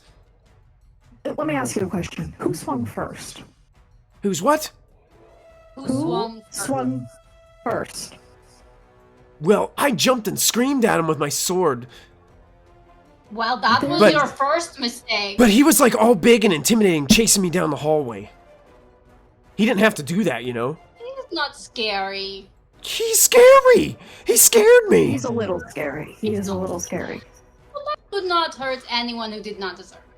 He's got like this crazy like armor, and did you see the stuff glowing on the big hammer he's got? Yeah, he's he really didn't hit cool. you first. He probably wanted to talk. Mm-hmm. Well, excuse me. I was busy. And he scared me. What are you doing here? What business? Listen, I'm trying to get the harp. The harp's gone. What do you mean the harp's gone? You know how many people want that harp and Clearly, trying to the steal harp it? is gone. Yeah.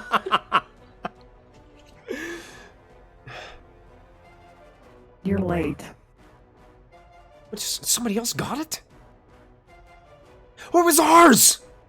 They stole it from us! I feel like I've heard this before. Oh gosh, the unnoble one's gonna be so ticked. The noble one? The unknowable The unknowable one. one. Unknowable one. The Okay. underbarons. Okay. That was our harp. They stole it from us. We're coming to get it back. Well, you're not going to do that. Do they look like they could be associated with the people we're supposed to be meeting? You're not really sure. The people that you were supposed to be meeting were just They looked kind of casual town folk, to be honest. Did they mention, out of character, I don't remember, did they mention who they worked for or no? No? They did not. I don't believe in the conversations that you guys had, no. Okay. Well, as far as Aaron's concerned, everybody wants his harp, so too bad. I think that's my turn. Okay, yep. I think I got enough Well, questions in my turn. Yep, we'll go to Rayla. Alright, how messed up does this person look? Looks pretty bad. They're like looking like pretty shitty. They're like dribbling blood down the hallway. Yeah, you think it'd still take a big hit probably to take her down, but she seemed pretty hardy as it went to begin with, so they seem like they'd be pretty capable. These gnomes have a little bit of skill. Okay, let me get my... Hold on, I have to do my spells from another thing. Okay. You know, I'm just gonna... Old Reliable. Dissonant Whispers, yet again. Okay. So that's another Wisdom saving throw, DC 14. That's gonna fail. 5, 6, 7, 8. So that's 10 points of psychic damage. 10 points of psychic. Yeah. And moves away again. Wait, no, hold on, I wanna like move. Well, Zalath is like in the way, so I can't actually. I think I can only get like right up to this No, lady. you can still move past that if you want to. I'm not big anymore. I okay. always go to the rule where like you can move through friendly characters without like hindering your space. Like you can move past them. Because your friends are gonna like move out your way so you can get to where you need to go. So then what I want to do, I'm going to bonus action Starlight Step to the other side of her. Dissonant Whispers her, so she has to run away from me towards Zalath. Brilliant. Brilliant. But I want to be like, so when I like come up, I want to be like right in, I basically like, I say all that shit that I'm going to kill her, and then she's running, and then I just appear in front of her out of the darkness. God. And I'm just she like... shrieks like Yeah. And I'm just like, that look in your eyes is so delicious. And it Dissonant Whispers her again, 10 points of psychic damage, and she has to run away from me with her reaction. Okay, the 10 points, I'll tell you this, wasn't enough to put her down. But she falls back onto her tail end and is just like crawling backwards, doing crab crawl back as she just doesn't like ignores Zalath totally and just starts running backwards. She doesn't she can't use like this is like a reaction, so she can't use a reaction to disengage. So technically you would both have attacks of opportunity against her. Yeah. As she runs past you both. So I have a dagger. Both of you, if you'd like to, you can make an attack of use your reaction Stab to make her it. feet so she can't move back. Wait for her to attack just to see, because like Okay, I hold want on, to I make it have to- unlethal. Yeah, Rayla's Assuming she would be wants to first, kill. so she would get to attack Yeah. first because she's moving out of her range first. Yeah. Then she would be moving through Zalath's. So So that's a 17. that's gonna hit. My athame, my nice ritual dagger that I'm gonna pull out and just stick into her. Because she's pissing me off. I wanted to keep somebody alive, but now I'm like, just die already. That's 3 points of stabby damage. 3 points of stabby damage. Okay. Yeah. Still up.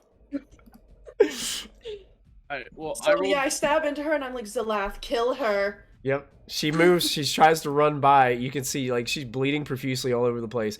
Tries to run by Zalath. I will basically, I'm gonna hit her with my maul, but just like the back end of it, and just like hit her in the back of the head and try and knock her out. Just make it I non-lethal. rolled- Yeah. Yeah, non-lethal. And I rolled a 10 plus 6, so 16. That just hits. Go ahead and roll your damage. Okay, and now this is only 2d6 because I'm not giant. So, 8 plus 4, 12. Whoa. So, you hear that come from Rayla. She shouts that to you, Zalath. You flip the maul over and just...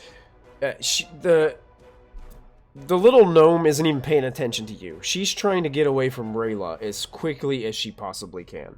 There is absolute fear in her eyes. She's grabbing her head because all these things are talking to her and whispering into her mind as she is bleeding profusely, running through the hallway. You smack her in the back of the head, and she slams down on the bottom. That's all of a sudden you hear this strange sound. You hear this... And something rolls out of her head No, I hate it. and splats onto the floor next to her. Is it a brain puppy?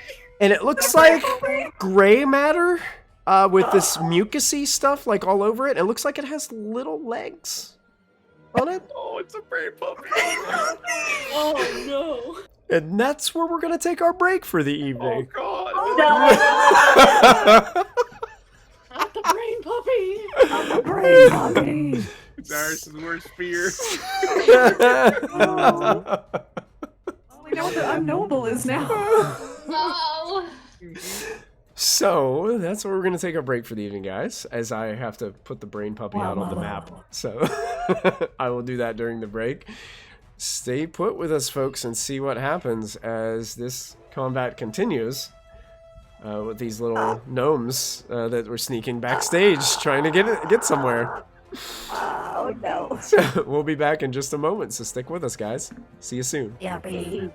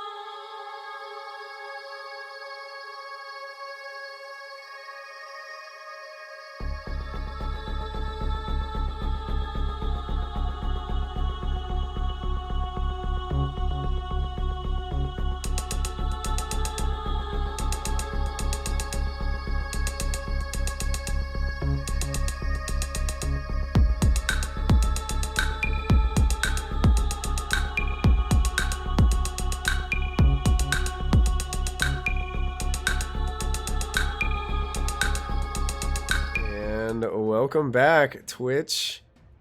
It's so good to see everybody tonight.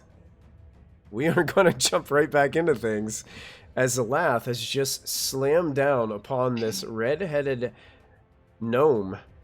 And all of a sudden they heard this strange noise as something rolled out of her head. And it looks like there is some kind of miniature brain with legs starting to stand up on the floor in the hallway in front of him. So that was actually Rayla's turn, because Rayla had scared her away, and then you guys used your reactions. Rayla, is there anything else that would happen on your turn? I think you used your bonus action I've to... done everything that I can. Yeah, I thought you done. You may have some movement left, right? Yeah, I think I have movement left. Oh, jeez, I'm editing my sheet. Oh, jeez, Rick. Oh my god. Okay.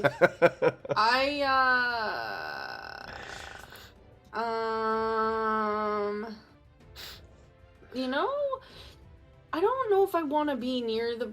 I kind of want to see the brain puppy though. I kind of want to see it. I kind of walk over see it. and kind of get a little peek at it. Okay.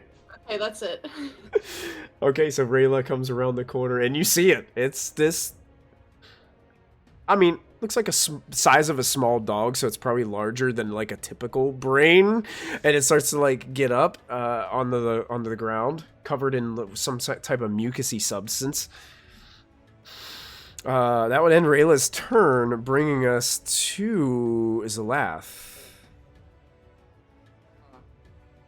What is that? Did you do that? Is that a friend? What? I've never seen a brain pop out of its head before. I haven't either, at least not one that can walk around. It's sort of charming though, isn't it? No, I'm gonna smash it. I'll walk up to it and I'm just gonna smash it. Okay. Start trying to smash it. Make your attack roll. I could talk to it. Nope. 14 plus 6, so 20. 20 hits. Man, Zalath, he would understand me. None of you people can understand me when I speak deep speech. Now you're gonna deprive me of that. Alright. 8 plus 4, so 12. 12 points of damage? Yeah, 12 points of bludgeoning damage. Okay, you slam down on it with your maul. It's hardier than you would anticipate. Like your maul comes down, but you can feel like some resistance. It does hit it, and you can see some like vessels and stuff like break, and like a dark blood starts to leak from the brain. But it's still standing there in front of you upon the ground. It's not like a spider. It didn't splat. I'm just gonna stay here because I don't want it to get to Raylo without going through me. So. Okay. All right. That brings us to Cleo, then Cecil. Do we still need this guy, Captain?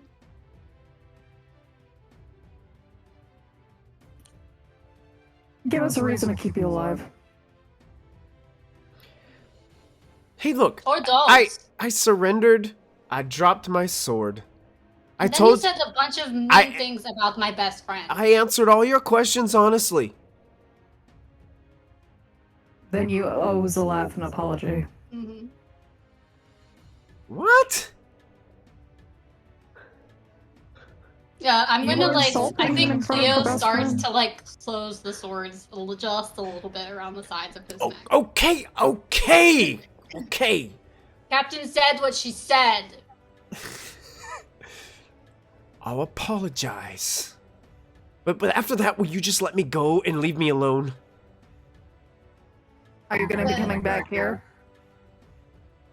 I don't really know. I need a harp. Well, the harp's gone. Do you have it? I don't. Then who has it? I'm not privileged to tell you that information. He kind of bites his lower lip. Cleo, anything else you're doing on your turn? I'm gonna hold my action. If this guy makes a false move, he's getting his head cut off. Okay. It doesn't look like he's intent on making a false move right now. He's pretty content with, I would rather keep my head. If he makes a false move or Captain says go, I go. Okay. Well, he promised to apologize, so I'm gonna hold him to it. Cecil. Right. I'm on my knees with the sword in my chest. I unbuttoned my vest a little bit just so they like the audience can see that it's actually going through my chest. I told all the other pirates to like lay on the ground like they got killed, and it's just Okay. this one pirate standing with the juggler's sword through him. And then when you can see I'm your friend, just go with it, okay? Wait. What did you say? I'm your friend. I'm talking to the juggler. I don't know who the juggler is, but Jamie is talking to the person that looked at me angry. You are my friend, and you're sad that I got stabbed. Got it? Okay. Drop in the darkness. Okay, you drop in the darkness. So the juggler has her sword through you. Through There's somebody someone else. else. The guy who Oh. stabbed him. Okay. There's Someone a stabbed pirate Jamie, So and a she- pirate he's stabbing stabbed you. Ben, stabbing- And she's stabbing the other pirate. Okay. Yeah.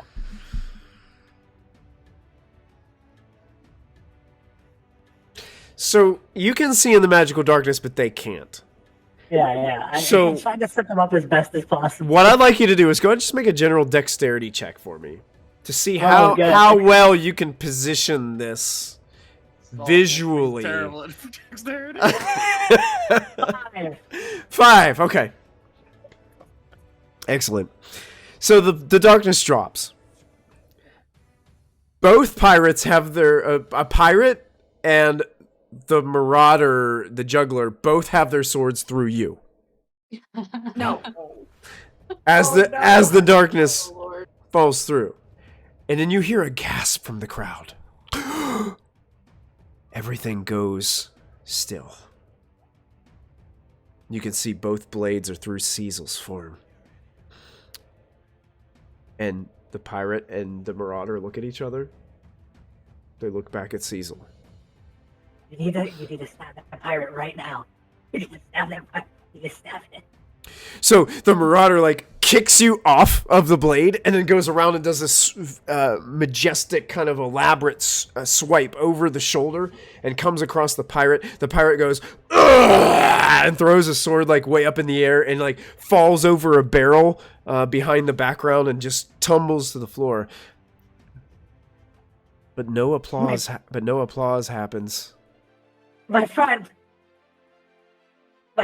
please come back. Come back here. Hey, and the marauder comes down to you, and you can see like this almost rage in her eyes. But she gets down and she's like, "With this terrible darkness, I could not see you." I know. It was an accident. I put my hand on their cheek. It was an accident. And if I die by anyone's blade, it should be yours. Because when I look in your eyes, I see a very kind soul. Please, take care of her for me. And carry on my legacy. You hear somebody in the crowd yet? Yes! Carry on the legacy! Yes, do it! And you hear like this applause start to erupt in the audience as the marauder then stands up.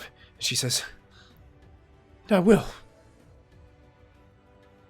Looks back down at you, you're kind of like slowly like falling down, like. And I will. I'll carry on your legacy. And she stands there confidently, both hands on her hips, you know. And all of a sudden, the crowd just erupts into enormous applause as the young halfling starts rushing up to like grab the marauder. And there's a couple pirates that are coming in like off the side of the stage as if they're like the leftovers of the battle, and the marauders begin to run out with the halfling kind of off the side of the stage a little bit. And that'll be the end of your turn, Cecil.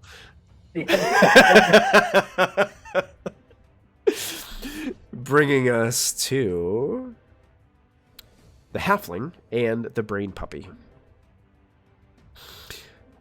So the halfling just kind of stands there. Doesn't move, doesn't make a move. Okay, so you're gonna take me to the big guy. Is that what's gonna happen?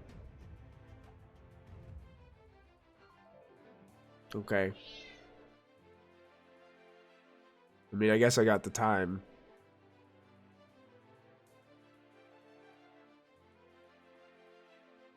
If you're gonna keep being sassy, I'm gonna unleash her.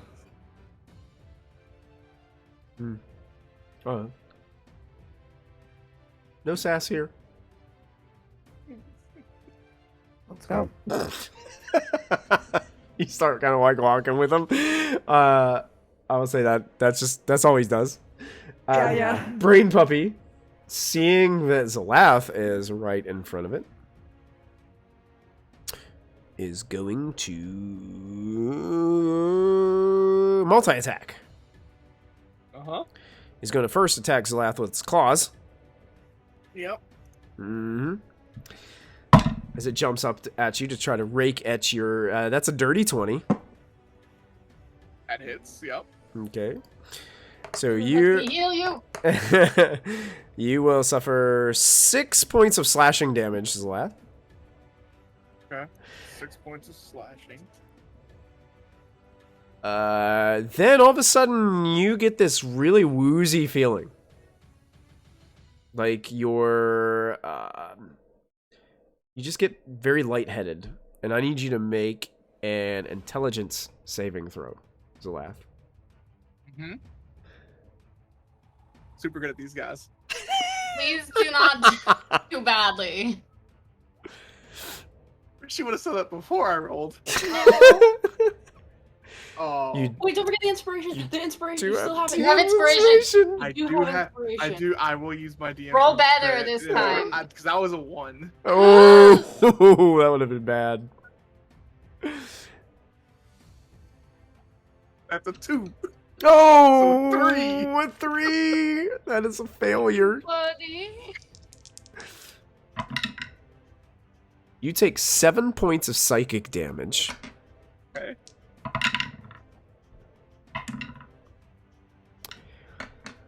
And also, on a failure, your intelligence score reduces by 5. Uh-oh. Mhm. Intellect Devour is bad. Uh-oh. Do you still have an intelligence score? Yeah. Yeah. I'm actually. I hope Zalath it's is not actually 5. smart. Yeah, Zalath is actually very smart. I actually No, not rolled very smart, poorly on the intelligence. Yeah, they're Drop. real bad. I They're rolled real very bad, guys. so you got real lucky on that one. So what is your intelligence now? So -5, it'd be an 8. 8, okay. Oh, wow. Yeah, like I said, You're really smart. You're okay. I have a 13 intelligence. He's not dumb. Yeah, I mean, you're below average now, but you're Yeah. not like Yeah, you're not like an so- animal or No. you know, anything. Yeah. don't I know thought how it was going to be to- like a 3 or a 2, you know? Oh, here we go. Okay. Oh boy. Okay. Yeah, so Zalath, you kind of like reach up and grab your head as this weird woozy sensation goes off you. You get a little jolt of pain as a don't like massive this. kind of like migraine headache hits you right in the center of your head. Your skull is just like throbbing. Rayla, these things are weird. I don't like them. Zarin, it's technically your turn next. Wait, was I that forgot both I had attacks? these. What's that? Was that both of its attacks? Yeah, it did a claw and Okay. it devour intellect on you. Oh, okay. I thought that was a part of the claw. My bad. No, Okay. yeah. I'm gonna take from my belt, because this is what she had when she left her home planet. I'm gonna put manacles on this guy, Nice. Okay. Yeah. because I don't want him acting out while we're walking. He looks at you and he's like, really? Is this necessary? Yes, this is very necessary. And if you apologize and behave, you have potential to leave with your life. You have less potential if you have access to your weapons. Click! Nice.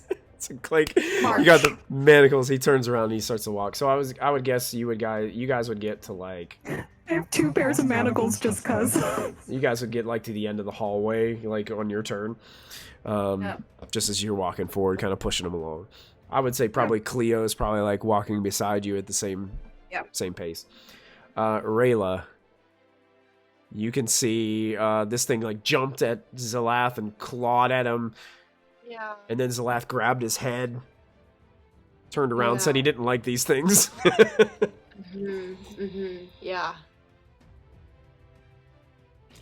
If the brain puppy makes people's heads hurt, it's a kindred spirit, because I do that too. Alright, so it's my turn. Mhm. Bro, what am I gonna... Alright, okay. So I did Dissonant Whispers twice. Yeah. Okay, so Okay. I still have 2 spell slots left. Hmm. Alright.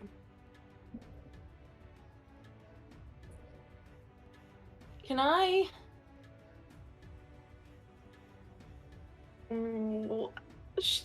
Okay. I'm sorry.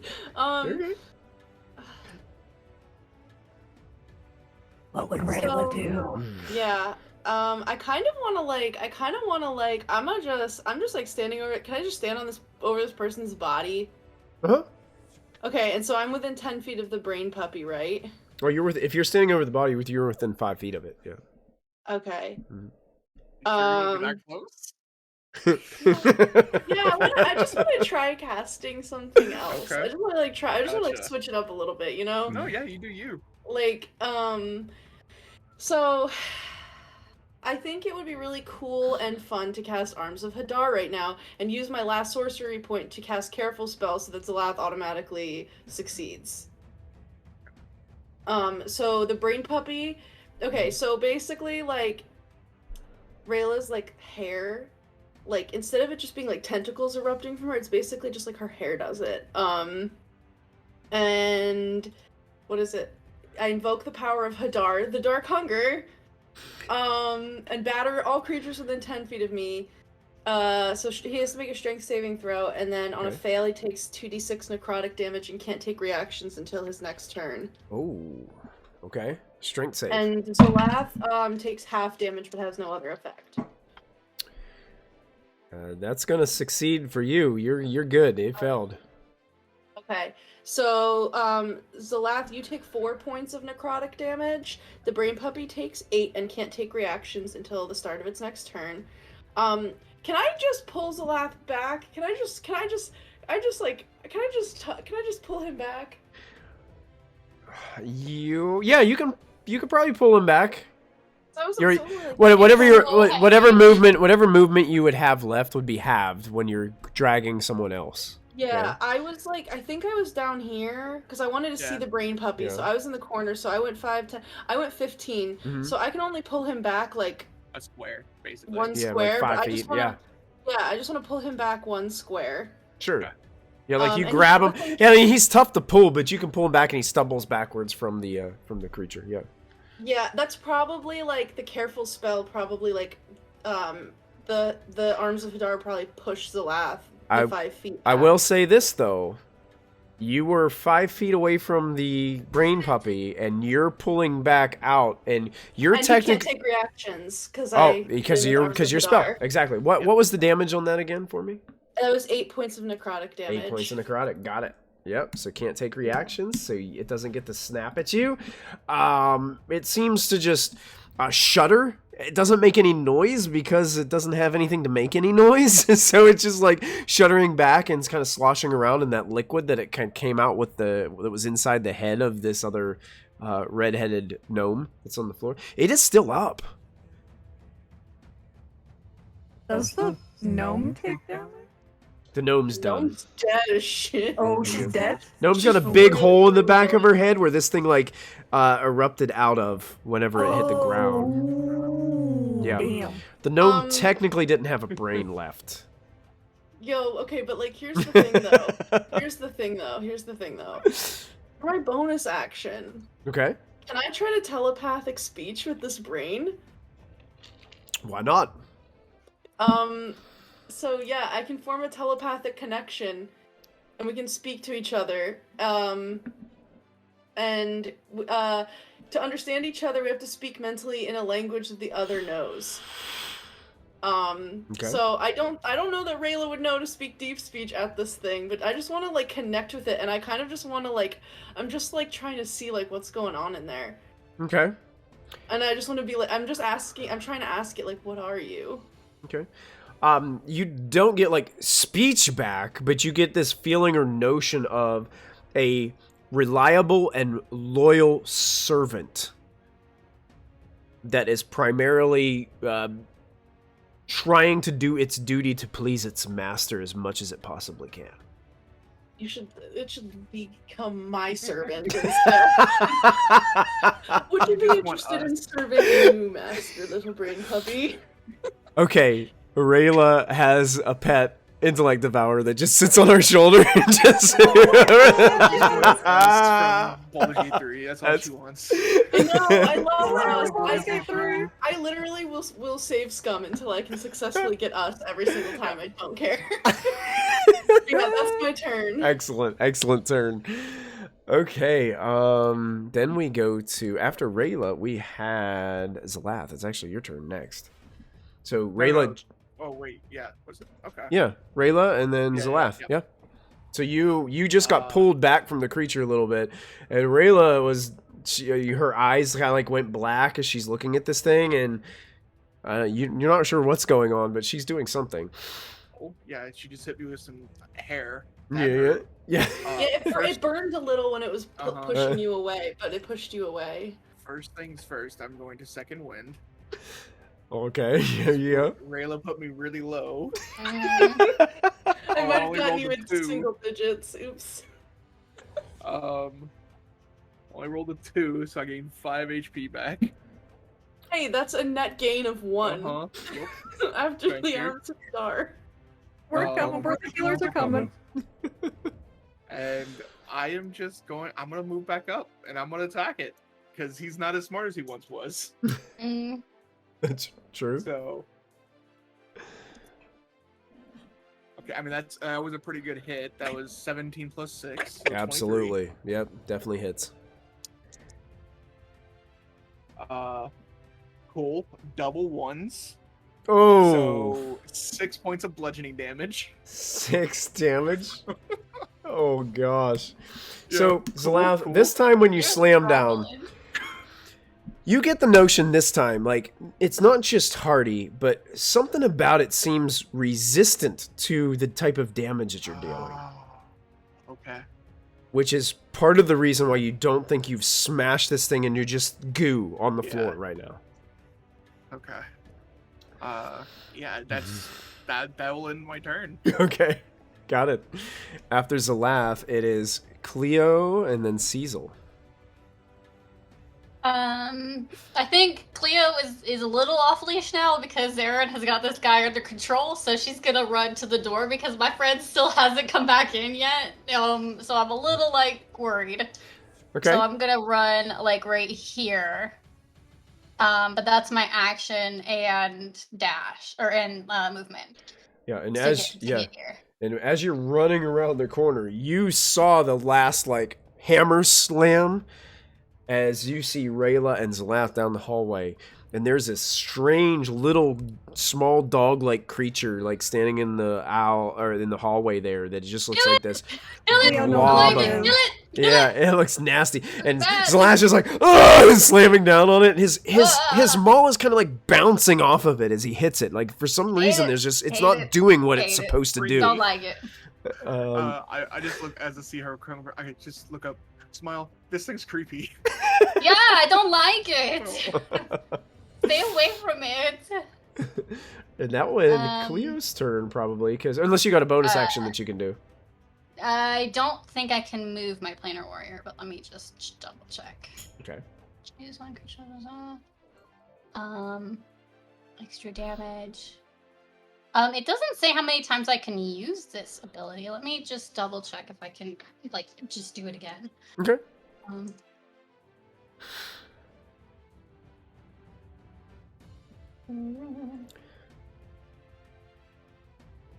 Normally on abilities like that, you can move them from creature to creature. I thought, the Hunter's Mark. I think you can. Yeah, it doesn't specify. They have it just to die says first.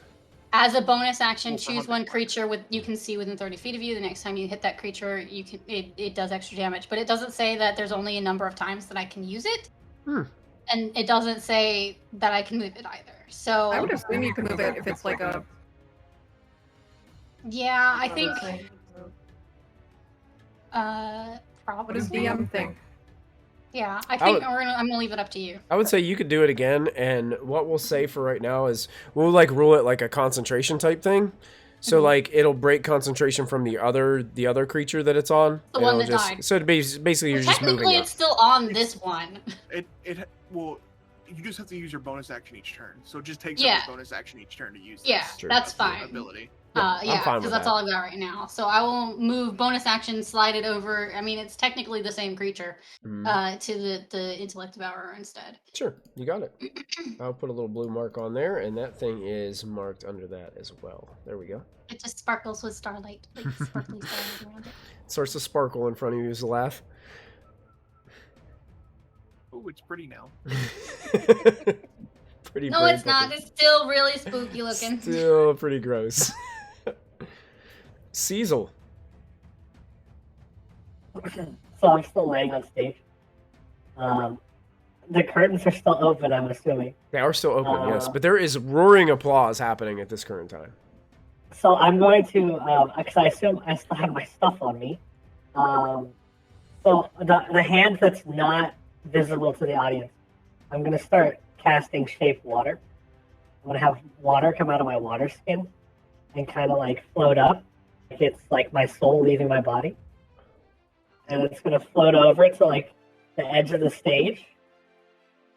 And then, like right as it gets to the edge of my range of Shape Water, it just kind of like mists out, like a 4D like a 4D movie, you know, and it gets the people in the front row. Yeah. Oh, brilliant. Brilliant. Okay, so as you do this, you notice that some of the minstrels in the pit in front of the stage like can see exactly what's happening as they see your mystical watery form start to rise up, and they start to play this more heavenly music as your soul starts to move, so you can hear the cellos and the violins and the stringed instruments start to play this really dramatic music as you start to and then as you burst, one of them kind of like looks all of a sudden like out and about and is like, and then shakes his head, and they do like one of those big like loud booms where they do this crescendo at the end. It's raised the whole crowd, and you hear just the applause erupts into some of the people in the front. A couple rows are like stunned at first because they're like, wait, I'm soaking wet. Did they increase their budget here?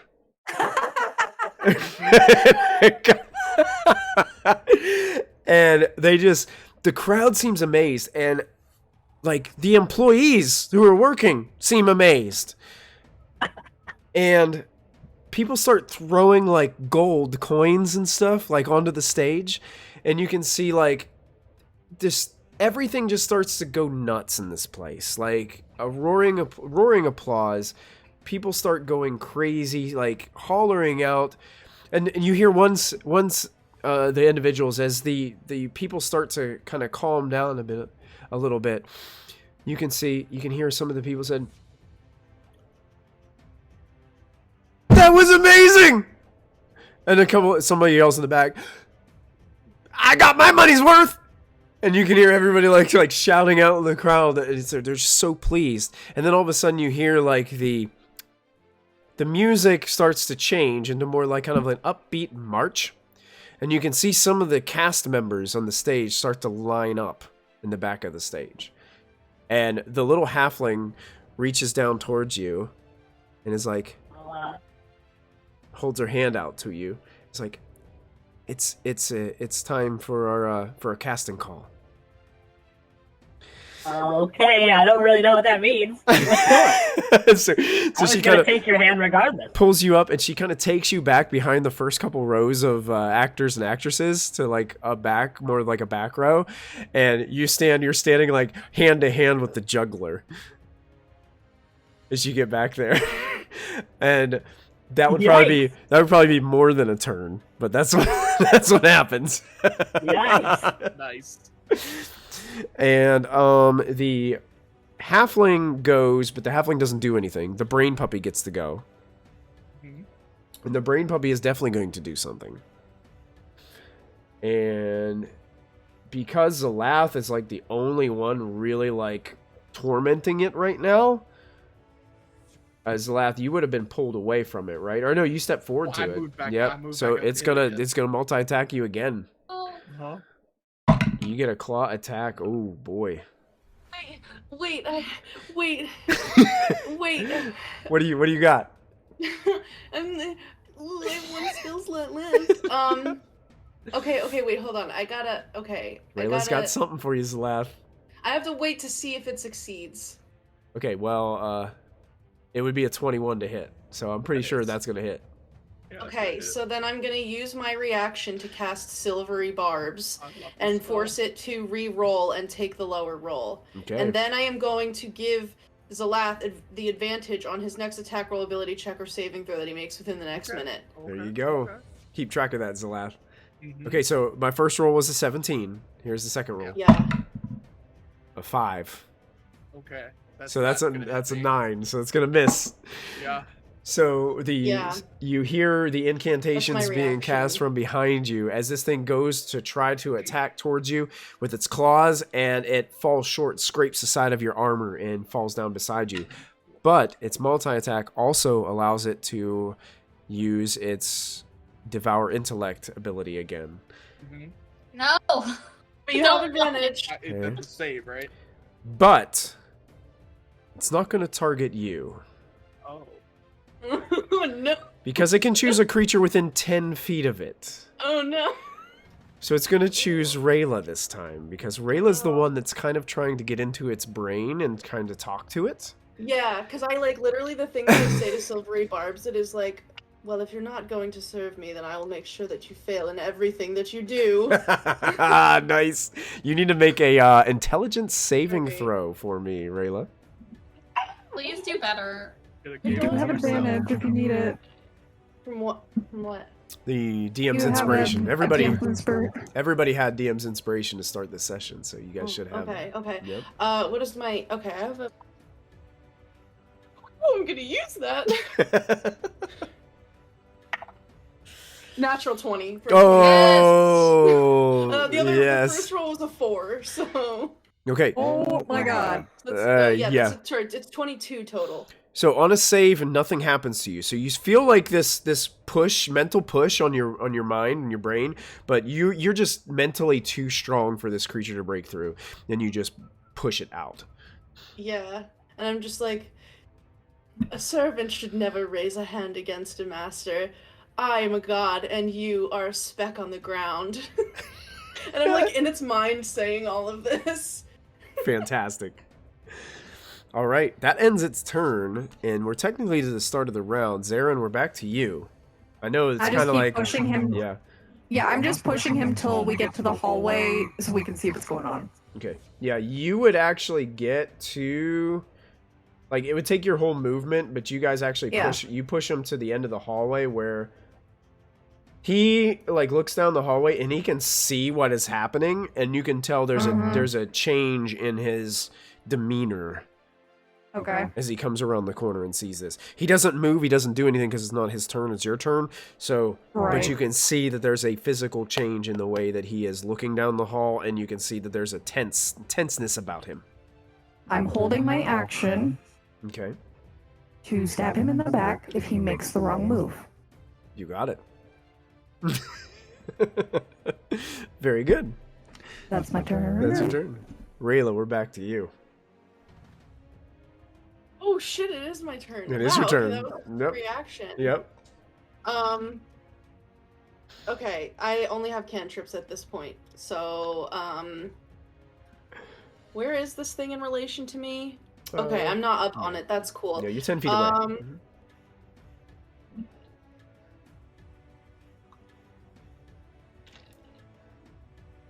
I am going to. I'm not gonna mind sliver it because I feel like it's probably really good at that. You know what? Chill Nice. touch. I'm gonna do it. It took me a while to say that, but I'm gonna chill touch Chill him. touch? Okay, go I'm for it. not gonna chill touch him. That's a 9. 9. I'm not. Nine's I not gonna do do not. it. Oh, No, no. Yeah. So So- the little like spectral crab claw goes out, and he just like Duffo jumps over it. Jumps over the claw, stands right, kind of like looking. Well, it doesn't have eyes to look, but you can appear that it looks like it's looking towards Zalath and you both, as it's standing in front of you, still there, still up. Zalath, it is your turn. How long is this advantage? Rayla, did you want to move? I'm sorry. Yeah. I'm gonna move back into the corner. Okay. I think how long does this I think it was advantage thing last just for? on your next one that you make. Or was that correct, Victoria? Yeah, it's just the next like attack roll, ability check, or Okay, so I'll saving have to- throw. So I have to use it for this attack roll then.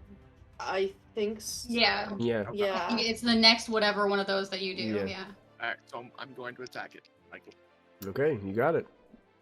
Well, good thing one of those was a 1. The other one was a 16 plus 6. So Oh yeah, you hit it. 22. Mm-hmm. Not double ones this time, please. Okay, that's better. That's better. That's a 2 and a 4. So, 6 plus 4, so 10. 10 points of was it? bludgeoning. Go ahead and describe how you take it down, Zalath. Oh, thank God. Okay. Things are not looking good for our heroes right now. Just I bring like just overhand swing basically. If anybody knows Reinhardt from Overwatch, just bring down the hammer. Yeah. Just smash it into the ground. And with a splat, gray matter and just gooey nastiness just spreads all over the hallway. Yeah. And at that moment, Zarin, you can see the gnome in front of you goes.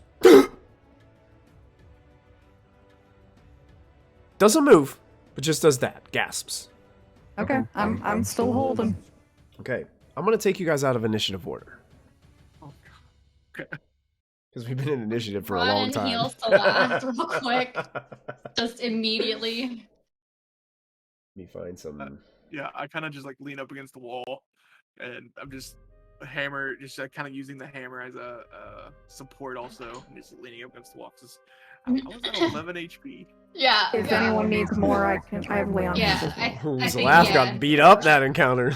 Leon like just runs over and like hugs you real tight, and she'll heal you. I She dropped has- down to 6 from Ooh. Rayla's arms of Hadar. So Cleo doesn't heal very often, I don't think so. She's got like a very like it's like silvery starlight, but it's very like cool and soothing when she heals. Oh. That is 9. And then she'll drop her healing hands as well, so that'll give you another 3. Yeah, so you feel the coolness come over you, Zalath, as a sparkling magical energy surrounds you and you feel your wounds begin to heal. Thank you so much. That feels so much better. My head still hurts. Are you a still? lot, Are you but- out of character? Are you still Yeah, damaged? I'm still 23. out of What's 30. amazing about this whole Okay. thing is when you smashed down on the intellect devourer and splattered it on the hallway, you heard the applause of the audience in the stage area go crazy, like in an uproar, as it happened simultaneously to Cecil basically being the hero of a little bit of a story that was happening on the stage. Did great, Celeste. Catch my breath. I'm sorry I couldn't Where's- get here faster. Where's Cecil? Oh, he was on stage last I saw. Oh, okay. I was worried that he was hurt. What the hell is that thing? I don't know. I It popped out want to of her go. brain. I want to poke at it, and can I? I'm I'm just like gonna looking move at away it, from and it. like, cause there's a lot of stuff about like day-to-day life that Rayla has no idea about. However, when she was cloistered away, she was like allowed to like study like weird history and like arcana and like religious shit. Does she know what this is? Or do I Arcana. have to roll something? Yeah, you can make an Arcana check if you'd like. I'll let you choose. You can either do Arcana or Religion based on what you think you would probably. They're the same. I Yeah. think this. I think for this one it would be like Arcana because she had to like study like stuff about magic. for her own power. 21. 21.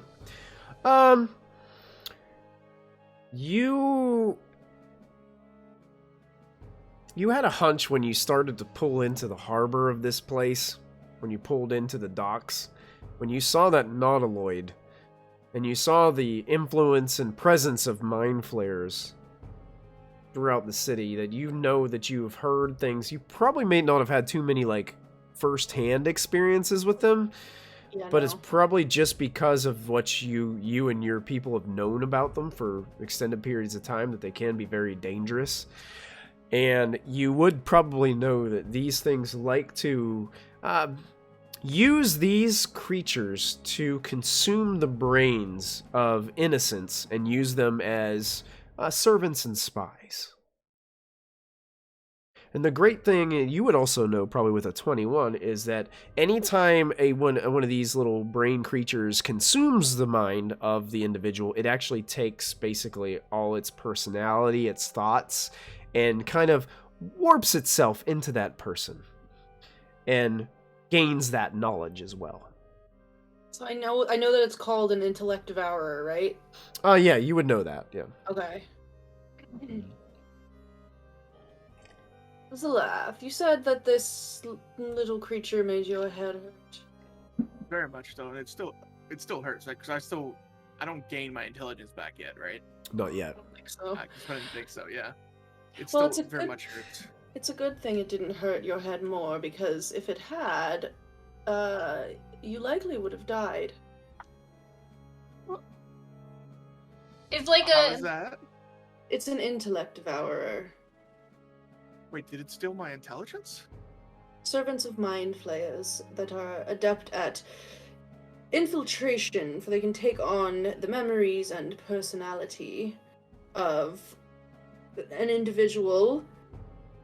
Can I vibe check the guy I'm holding at sword point to this information? Does he seem like he knew this already, or is he surprised? Is he upset Absolutely. You that can make she's telling make us this? make an insight check.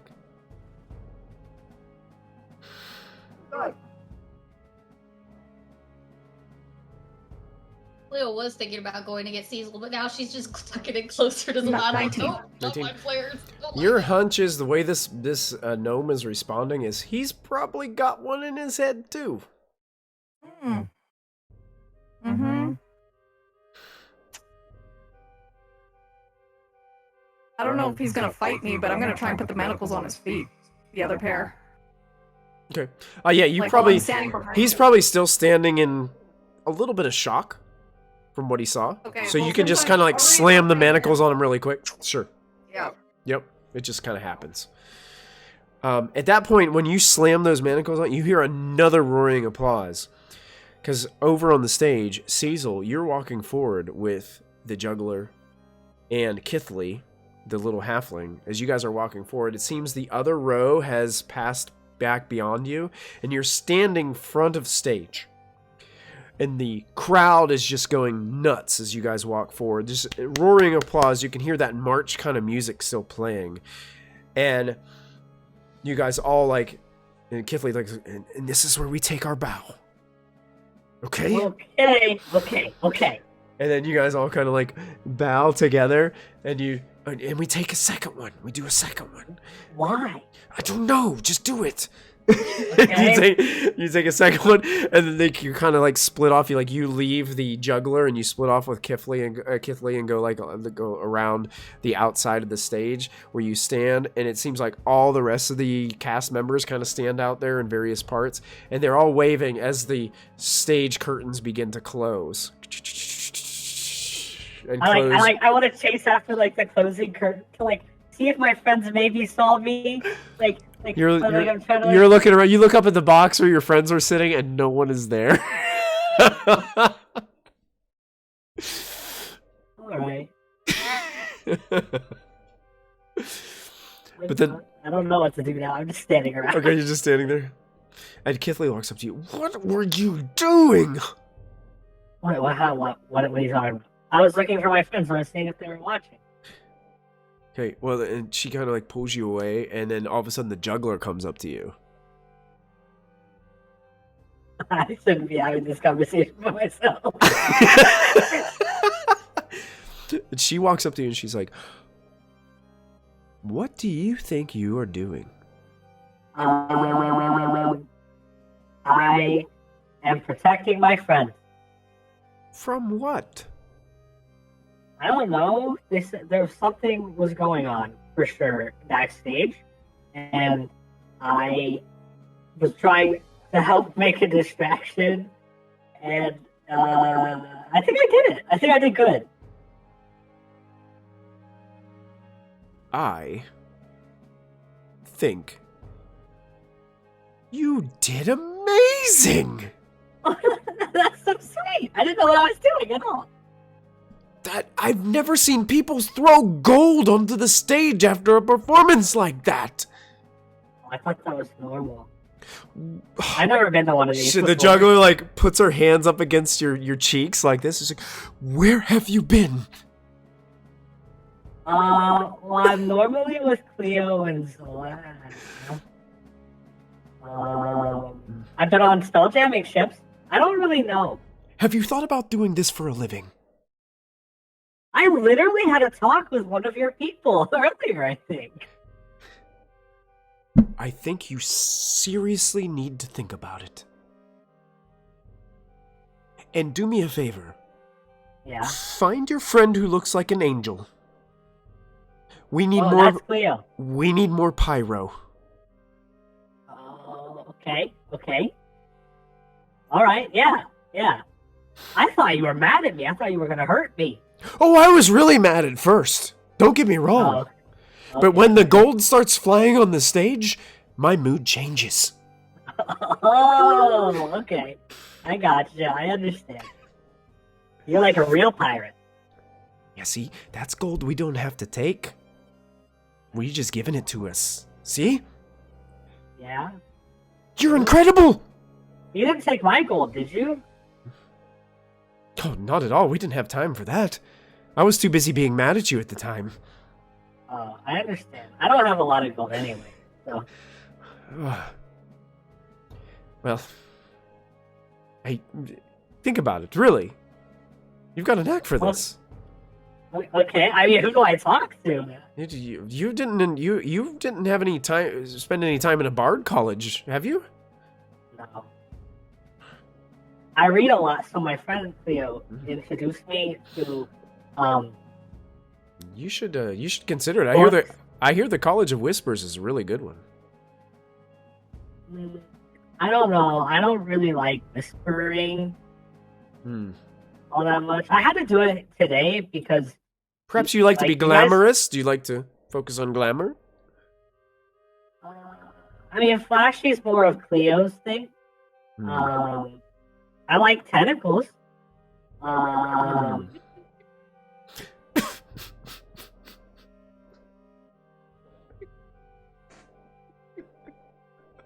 That's Sorry, short. I was trying hard to hold it, and I couldn't. I couldn't hold it anymore. I lost it.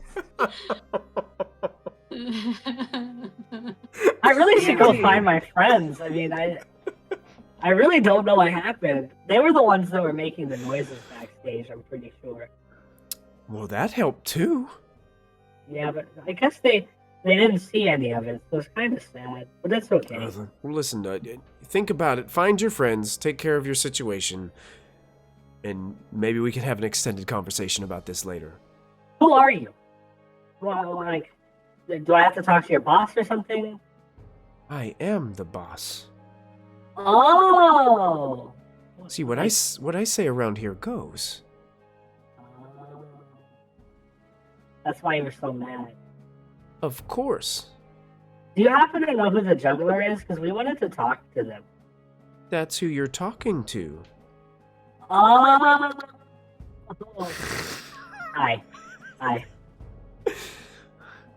don't really remember what we wanted to talk to you about. Perhaps you should find your friends. Okay. Alright. Maybe they could help you. Yeah, oh, and if you want inspiration, he goes into his backpack and he pulls out the slime smut book. Here you go. Just don't be a puddle. Yeah. Oh, don't. Yeah. Interesting reading. These helped me with my stories. That's how I came up with all that a second ago. Huh. I'm gonna go find my friends now. Bye. And he walks right through the middle of the curtains out Okay. in front of the stage. Front of the stage.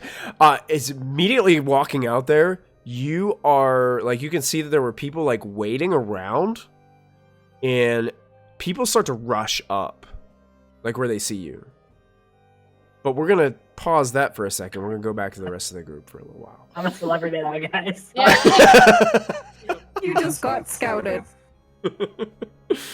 So what are the rest of you doing as you guys were having this conversation about, Rayla shared with you that this was an intellect devourer and Zalath is lucky to be alive. I'm gonna start removing the weapons off this guy. Okay.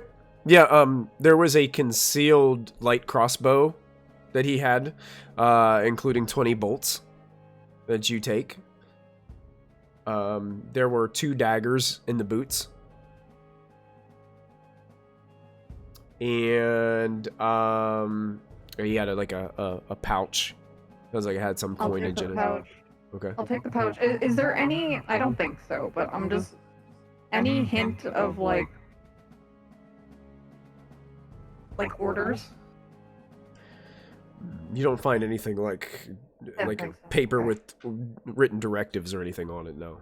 Okay. I didn't think so. I just wanted to check. Oh, but I'll take the pouch anyway. Okay. Just Yeah. remove all of it.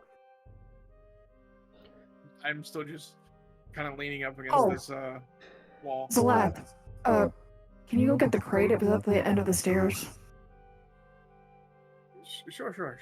Well, that was back Oh, this way, right? bring it back and I'll heal you more. That was back this way, right? Mhm. Yeah. Okay. Go back that way. So that seems to have a problem remembering. Yeah. I'll go with him. Cleo's not leaving the last side right now. She's freaked out about mind flayers. Okay. Yeah. I'll go Rayla, are you okay? walk back. I'm fine, but I would love to have a conversation with this one. She points to like the one in manacles. He looks really freaked out. Glad we should find Cecil too. Oh yeah, of course. Can I, Yeah, what were you saying? can I mind link with? I'm telepathic speeching with this one too. Okay. This one's still alive though, so I don't know what's gonna. I want to just get in there, and I just want to be like, why don't you tell me why the did I hear the unknowable one? I heard that, right? You were in the room You were when there, it yeah, you were there when it happened. happened. Why Yeah. don't you tell me why the unknowable one wants this harp so badly? You can see that there is sweat kind of pouring down the head of this gnome, but you can see the eyes kind of glare back at you, Rayla, and in your mind you hear, the unknowable one just wants what belongs to him back.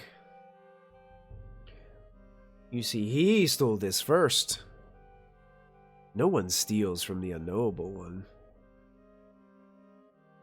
And who did the unknowable one steal this from? To be honest, I do not know.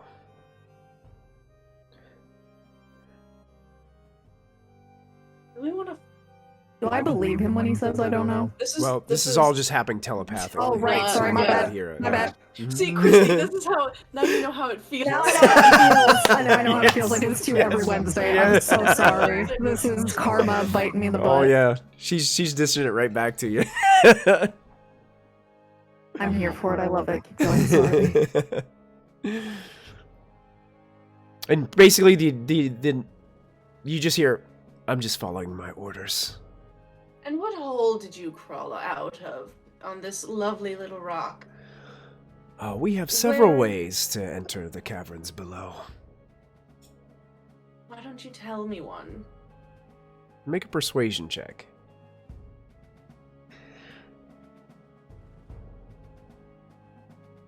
Yeah. Yeah.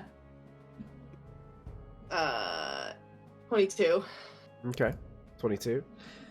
Yeah. You basically. I'm just like, you've had such a horrible day, and wouldn't it just be nice to tell us where we could find wherever you came from? And just make it easier for yourself. We don't have to prolong this. Well, to be honest, there are several ways, but the way in which I have come was near Lake Bral. Pass through the graveyard, make your way down the cliff sides. There's entrances into the caves there. Lake Brawl past the graveyard over the cliffside? Yep. Oh, Lord. I will take you guys to a new map so you guys can see what I'm talking about. So if you go to the big Rock of Bral map, I'm going to shift ping the graveyard for you. Yep. Up there. You can see that the graveyard on the opposite side, close to Lake Bral. Lake Bral is actually like the water level is very low. So like there's cliffs beside it. And if you look at the graveyard, there's these like little pathways that lead down on the cliff and then they go into the earth or the rock, the asteroid. Like the Diley hideout in Boston City. Yeah. Yep. Well, Awesome to say. I regret to inform you that your harp is not here. Do you wish to return to your master? Perhaps I can have that arranged.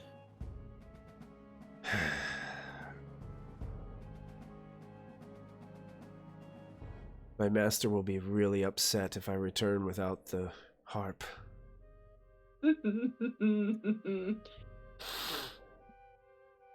Oh, that's such a pity.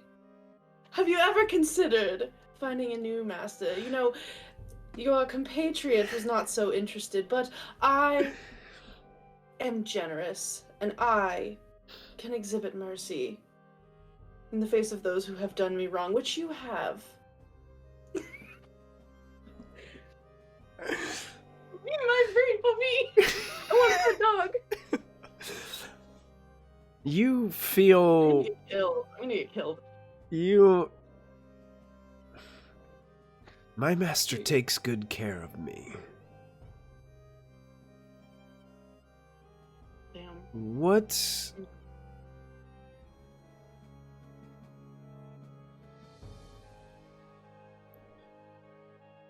can you show me that would give me the confidence that I would need?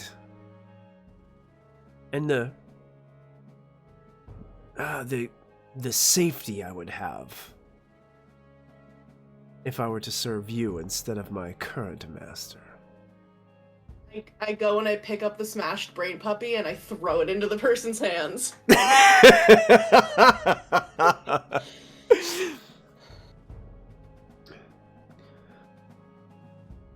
One thing I must warn you is that we have a connection. So the sensations that happen currently within my mind can also be felt from my master.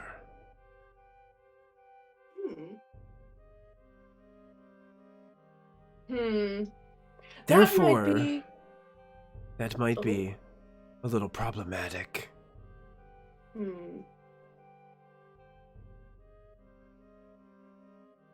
That would take me some time to figure out how to sever. But I would prefer not to be. And he holds up this sludge that's in his hands.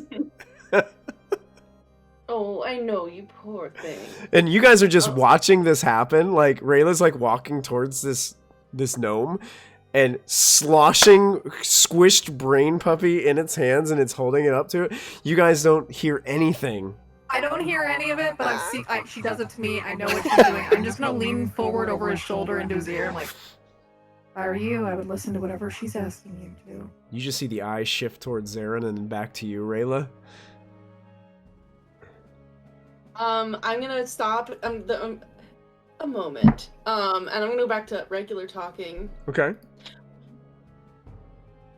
All of you, hello. I know how to get to the unknowable one. Okay. They were sent to retrieve this harp, but, well, obviously they were not successful. What are your intentions with this one? Will I give it to the juggler? Or, yeah. Oh, I would love to keep it. But unfortunately, it has a connection to its master that I would need a bit of time to figure out how to break. I would be fine returning it to its master, but...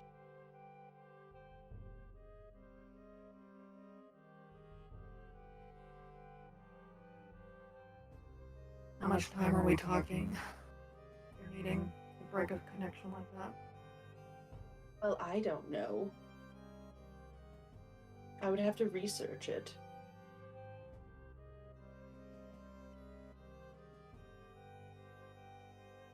I And really it is don't want to drag you dangerous. around. Yes, it is dangerous. All it would need to do is catch one of us unawares. And then... poof, you're a drooling mess, incapable of any sort of coherent thought. Let's just give them to the juggler and let them decide what to do with it. Oh, poo. Fine. If you could do it expediently, I'd be willing to give you your experiment, but we don't really the resources for it right now. Alright, we'll leave it for the juggler. Next time. And we pan back to Cecil, who is surrounded by a crowd of people who are holding out 3 Marauders posters and ink quills trying to get autographs. And Cecil, Wow. in your mind, you hear Kiktalnik, who's technically been here the whole time. Oh, He's yeah. just been hanging out. on the He's just been balcony. hanging out. He's down below now, and he's like, in your mind, you hear, what is going on? Where What is are they everyone? Where did everyone What go? do they want me to do? Why are they holding feathers at me? You're a star. I'm not. I'm plasmoid. But they apparently think you're very good at acting. Do they hold feathers at me? I don't get it. There's ink on the end. You're supposed to sign your name. I've never signed my name. Okay.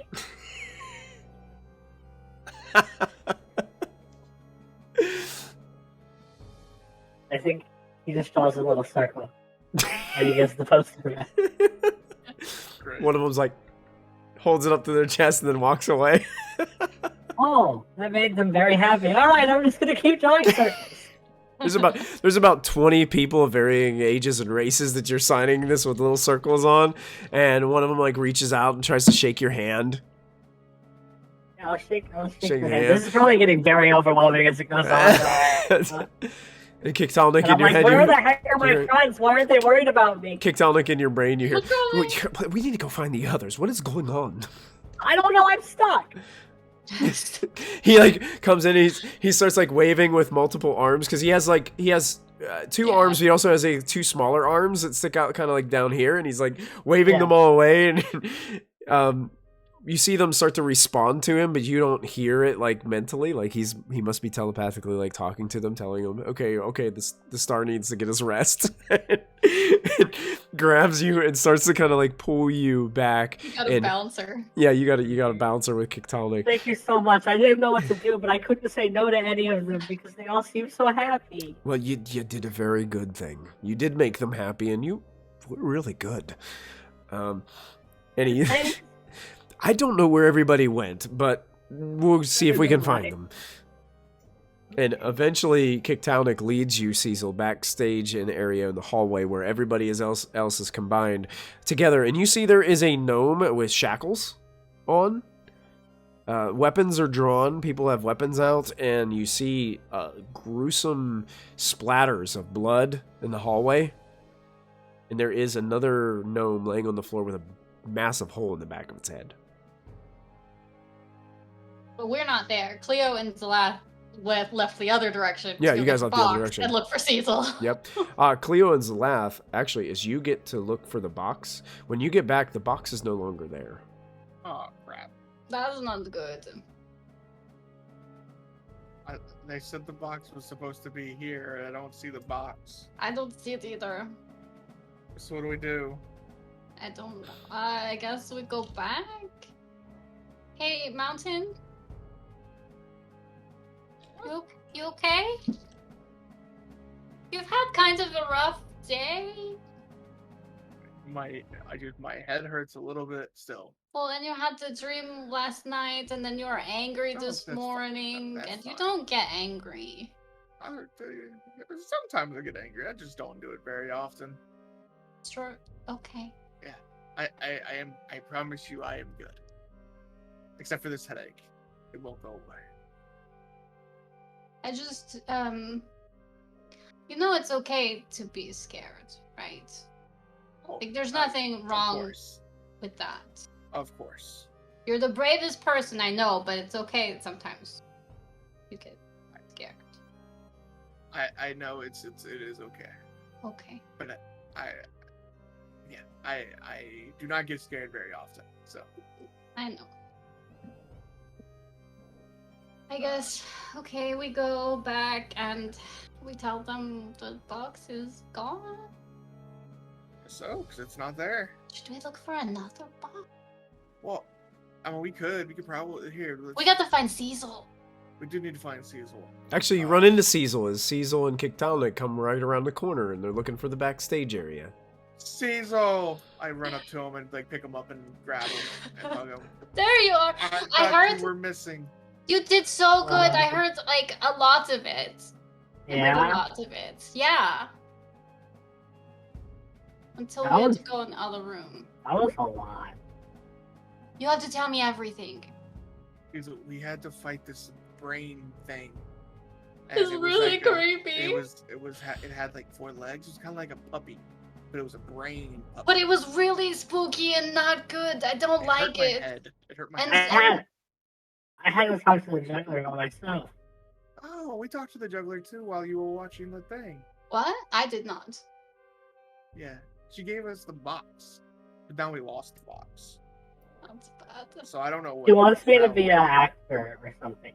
Well, you can't do that because then you would have to leave us. Are you Yeah. going to leave me? Sis? Well, she wants you to be a pyro. A what? A pyro. What does I that don't mean? know what that is. What does I that don't mean? either.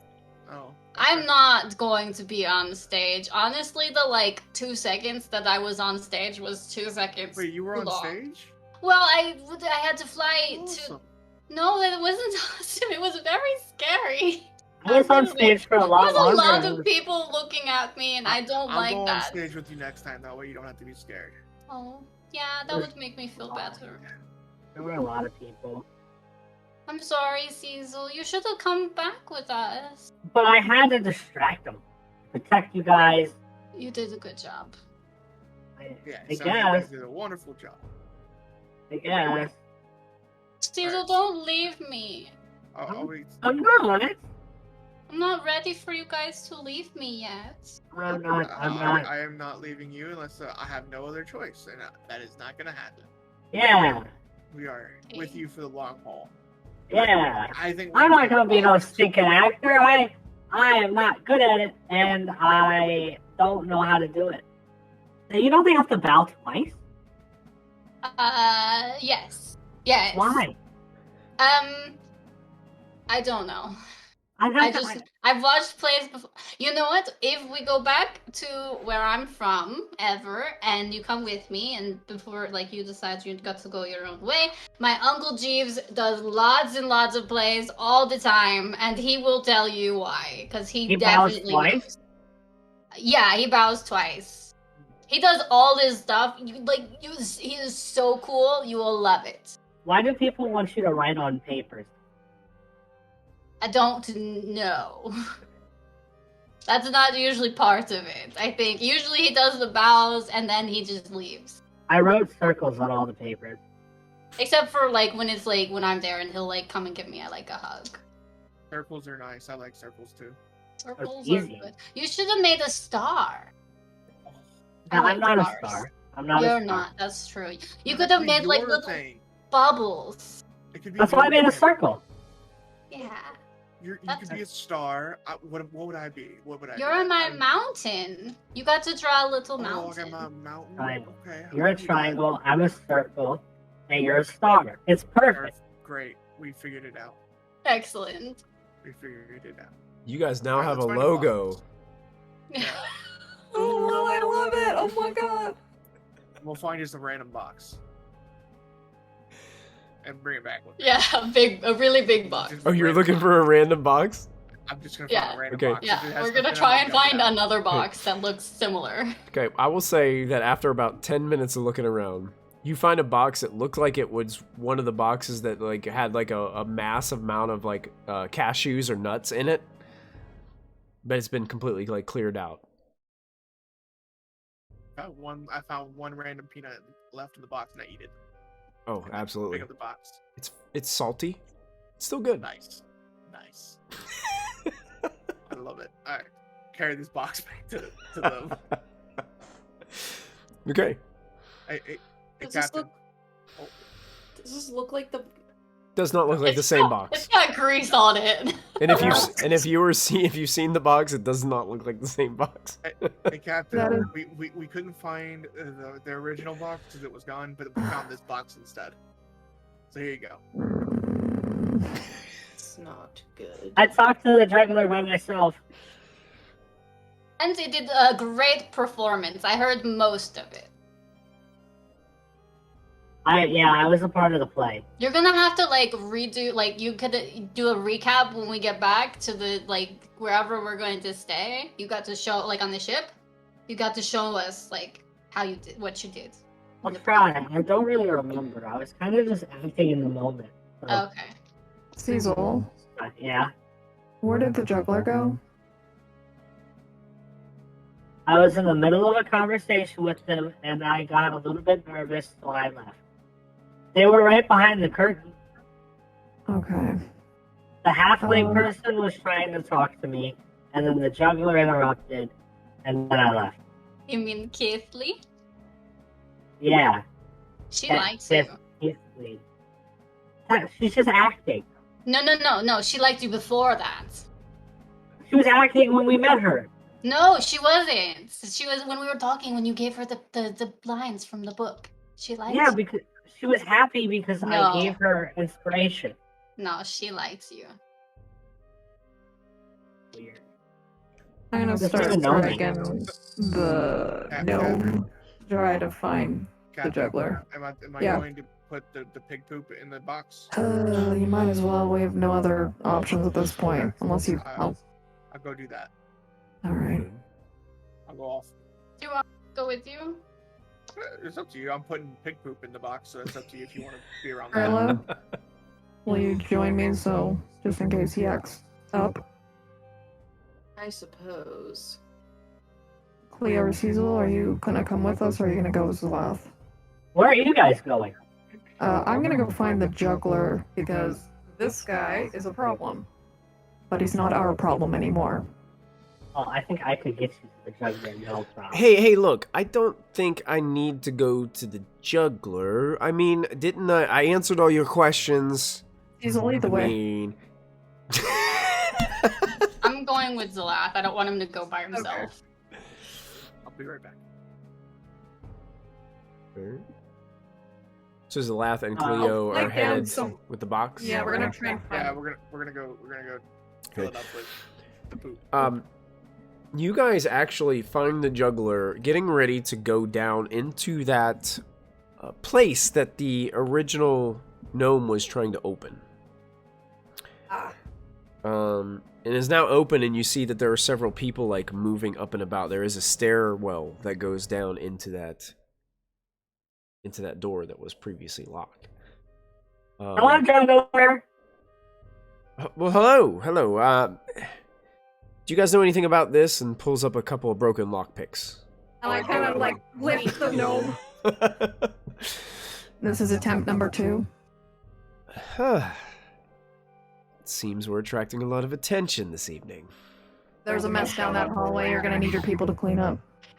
How lucky for you, yet again, that we were here for you. I'm impressed. Who does this one work for? The unknowable one. In fact, this is not a person at all, but an intellect devourer, riding along in a little flesh shell. Another one of its little pet spies. Trying to Yes. get into. Must be upset about our recent acquisition.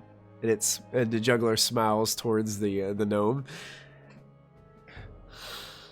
Yes, it did seem interested in this harp. Seems like many parties are. Yeah. I mean, I knew it was important. I didn't know it was this big of a deal. But hey, anything like that'll just drive up the price, right? Do you intend to sell it back? I mean, we still have it.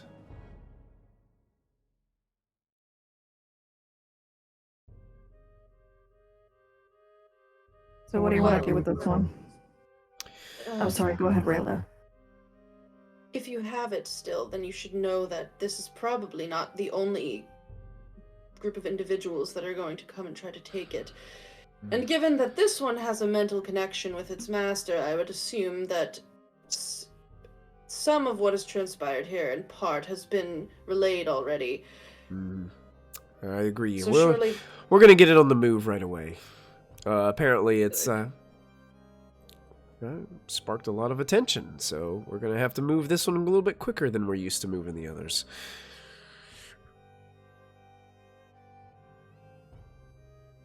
I wonder why everyone is so interested in this harp. I must admit, I'm very curious to see it in action. Listen, it's not just about the harp. It's about the... It's the constant power struggle that we have between our certain groups.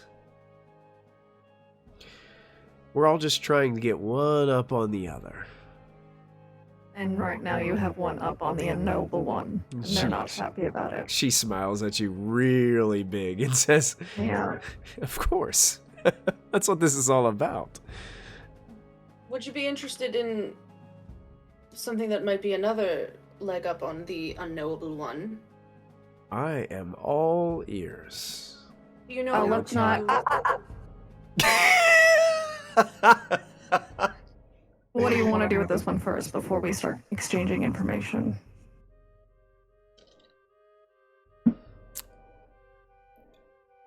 I think you send it back without its prize. It did say its master would be very upset with it. You're more merciful than I am. Oh. I think we relish in another underbaron's failures.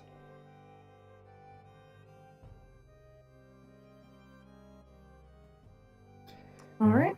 I will start unlocking the feet first. Okay. The gnome Are you doesn't seem to going do behave anything. and leave? I'm asking the guy if he's going to behave and leave. What choice do I have? I'll unlock the hands and push him Okay. towards the exit. He stumbles forward a little bit as you push, looks back at you glaring with, squinted eyes, and then turns. I'm keeping all of his stuff. He's not taking his weapon. If you ever find yourself lost and masterless, come find me. I'm gonna extend a pseudopod Okay. and trip him because he looked at my captain like that. Okay. Yeah, you extend your pseudopod out, and it trips like right in between a step, and you trip him up, and he stumbles down and rolls across the floor a little bit. Looks back at you with this glare and sighs, and looks back at Rayla. Rayla, how long does your mental link last? That's a really great question, Michael, and I'm gonna answer it right now. 3 minutes. 3 minutes. Yes. I will say this will be right at the end of your mental link. You get a voice speaking into your mind that says, if you can destroy my master, it will destroy our link.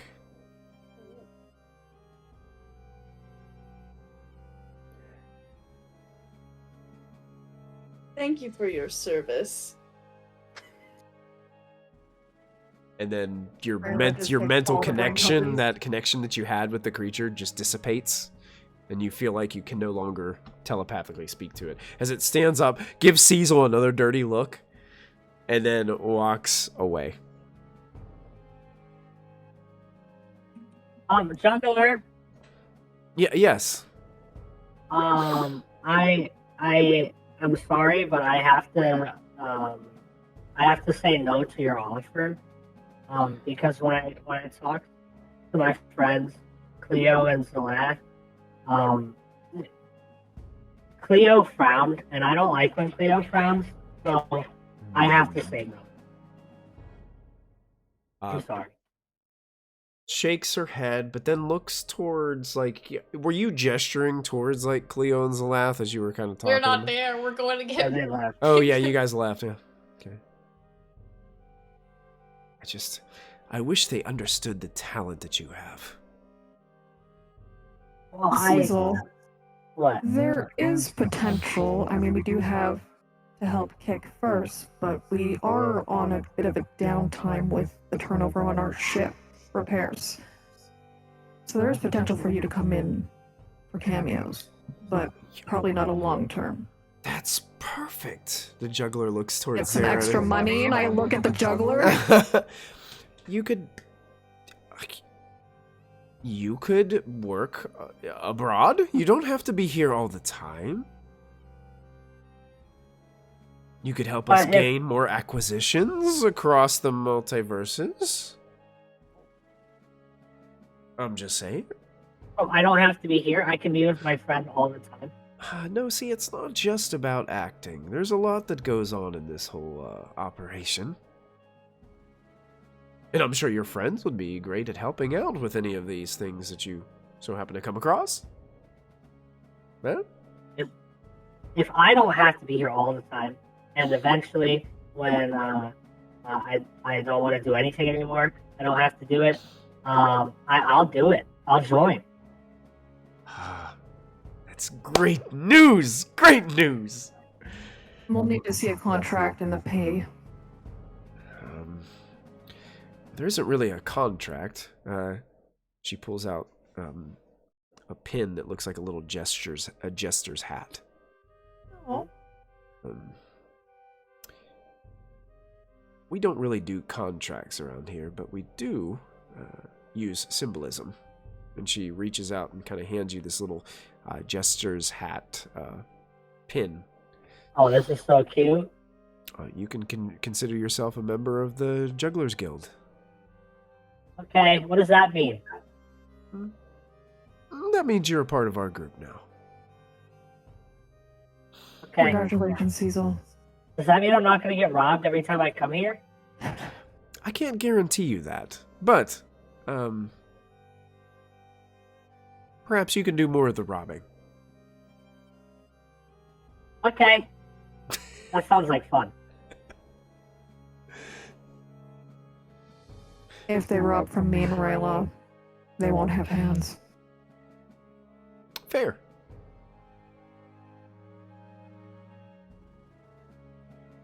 I'm sure Zalath would probably smash somebody, so just be careful. I would And you spread better that not around steal to from people. You better not steal from my friend.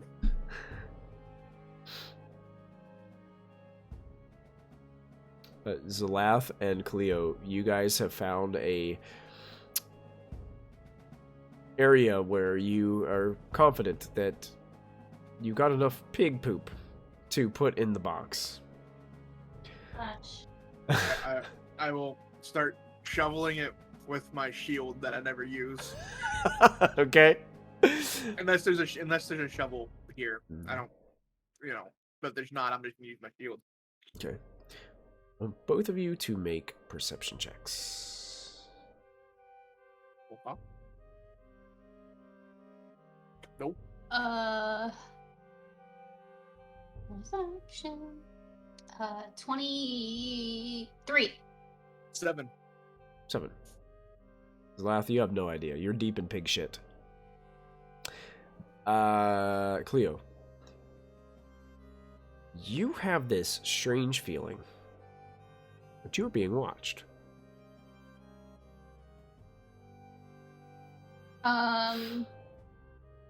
Because we're talking about mind flares, and Cleo's a little spooked, I think she's gonna use her primeval awareness, Mm-hmm. to sort of sense what's in the area. Okay. Aberrations, celestials, dragons, elementals, fae, fiends, and undead. Within a mile of me. Oh gosh. And a mile?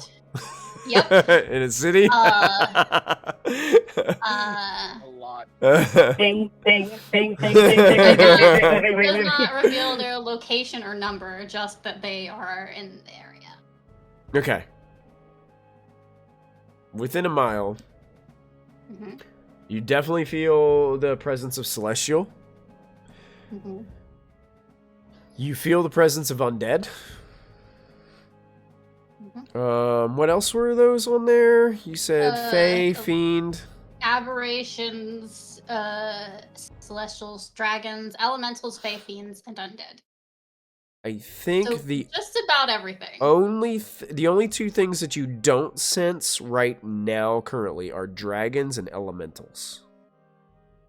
Those are the ones I would most like to have near my presence. Okay.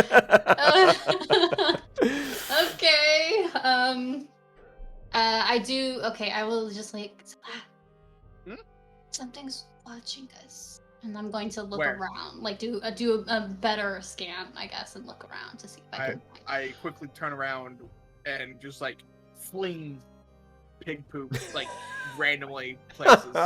Where? I don't know yet. I'm looking. Can you and I'm gonna like climb up on his back and just get a better look. You guys don't see anything. Looking around, don't. Hello? Hello? No response. Please come out. I don't like it when people like sneak up. It's just okay. Well, here's the thing. I'm really not in the mood to be like surprised, so I just want to tell you, if you decide to attack us, it's not going to end well for you. I will smash you with my hammer. I really haven't had a chance to hit anything today, so I feel like maybe I'm kind of in the mood to do that. So maybe just back off. Okay. Yeah. You guys shouting all this outside in the city streets? Yeah, absolutely. Get no response whatsoever. All Nobody. right, let's go. No one reveals himself. Nobody seems to shout out to you. Nothing. My ping lasts for a minute. Okay. Yeah, I mean, this is a hodgepodge of different creatures and peoples in this city here in Wild Space, and you're just getting all those pings. Yeah. I'll tell like Zlad, I'll be like, oh yeah, there's like celestials, and there's fiends, and there's undead, and aberrations, and there's even fae here, which is pretty interesting. That's cool. Actually.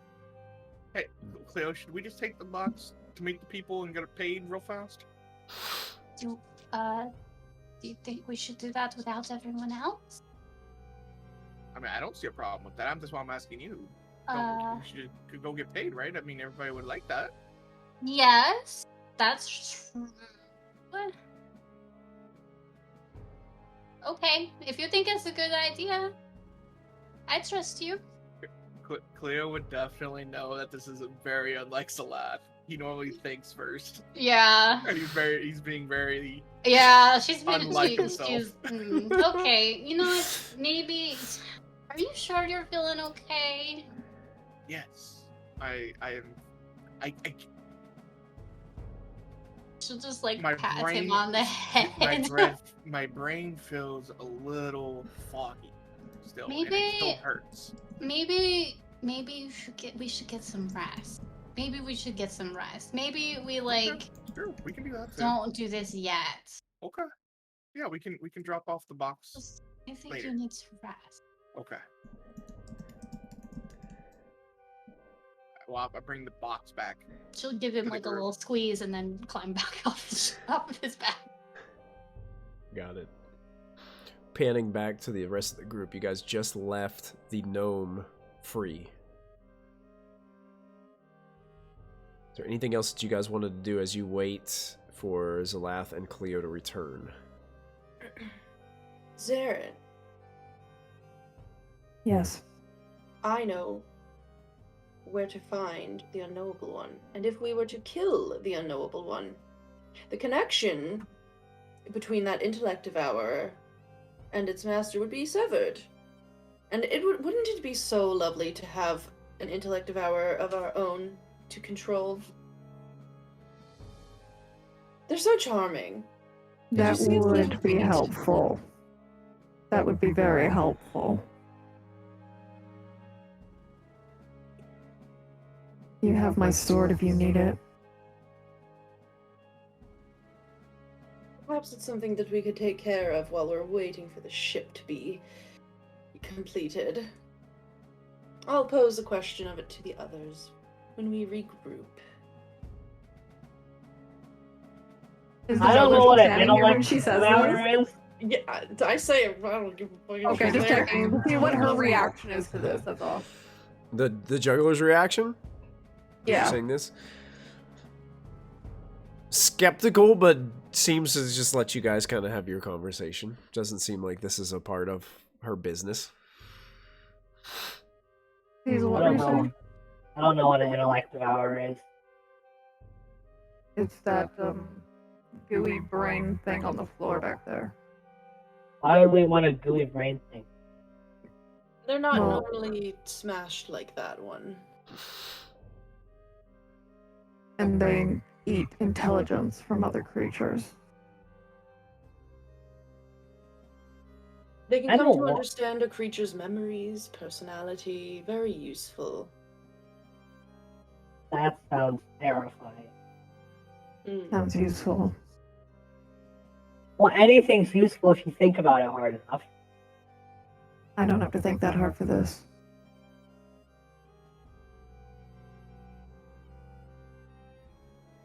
If Rayla becomes its master,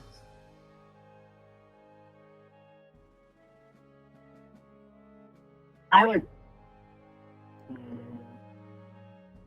I'd be more concerned if Rayla did become its master. Oh, I would never use it on you, Cecil. Unless I you you wanted say me that, to. but I feel like you would. No, you're more useful to me with all of your thoughts and memories intact. Cecil, you are part of this crew. You are not an enemy. The juggler actually chimes in at this moment and says, Cecil, if your group were to take down the unknowable one, then all the unknowable one's resources and assets could fall under our umbrella. And that would be one less underbaron that we would have to compete with. Would you be willing to lend your resources to Cecil to attain that? Well, Unfortunately, I don't know much about the unknowable one.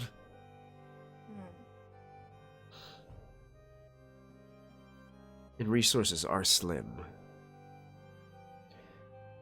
But with your capabilities... Points to the smashed, like, brain everywhere. I think we might have the resources right here. If that is something that you would want to do. It's definitely on the list. Have to do it. It's Fridays, Michael. We're doing this again? Is that what we're doing? Yeah, it's happening. Christy's here on Friday. You kidding me? I feel like I need to talk to Cleo and Celeste because I do a lot of things impulsively, and so I'm naturally drawn to saying yes to you. Hey, Rayla. Whatever would you like to say to me, Cecil dearest? I'm sure it's going to be wonderful. I'm waiting with bated breath. Do you have a map? Wait, what did you say? Do you have a map? A map? Is that what? Yeah. You're a bit low, Jimmy. Do you have a map?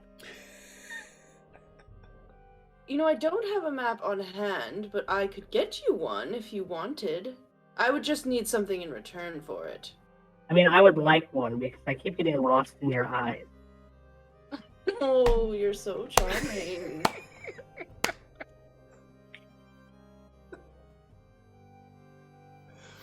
That was my attempt at diffusing the situation, and I'm going to walk away now, okay? Okay. Okay, bye. Captain said I could. See you later. Zarin, Rayla, you guys do hear in your mind, Kiktalnik Oh, there he is. says, what about my ship? I need to get my ship back. Well, the show's over, so that is something we can now address. We're supposed to go to the place to meet with my employer in the morning. When is that? Oh, in the morning. Okay, yeah, we can do that in the morning. That's still happening, Kick.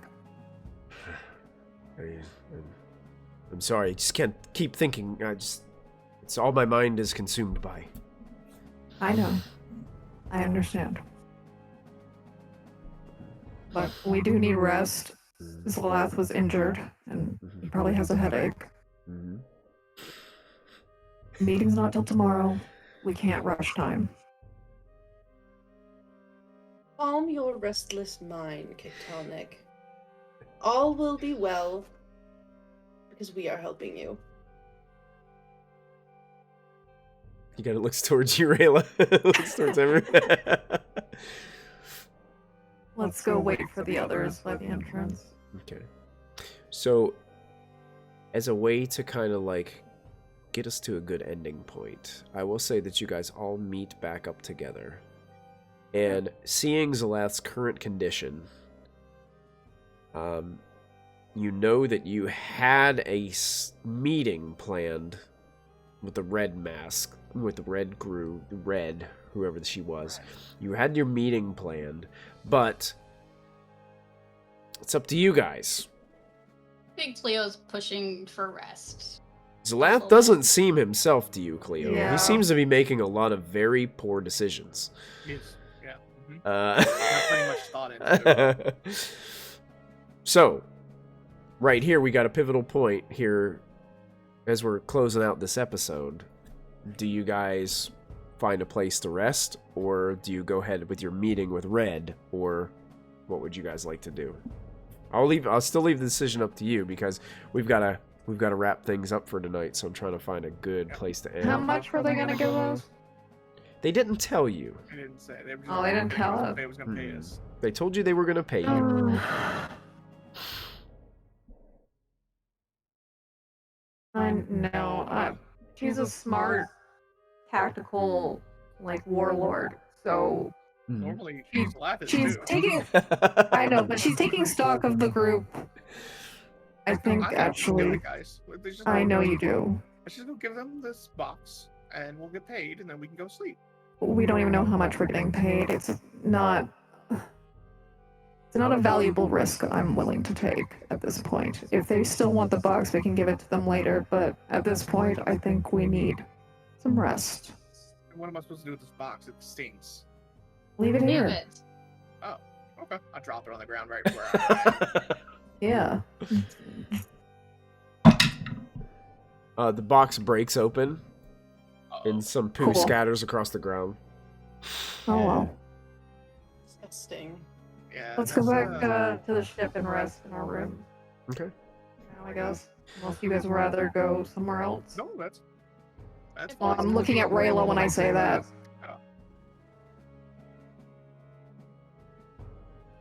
Captain, Yes, Rayla.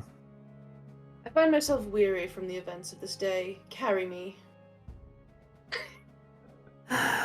I'll give her a piggyback. That's all she's willing to do at this point. Piggyback. Yeah. Nice. Yeah. That's how she used to carry Gabrielle, like Xena. That's who she's based off of. So she would give you a Perfect. piggyback.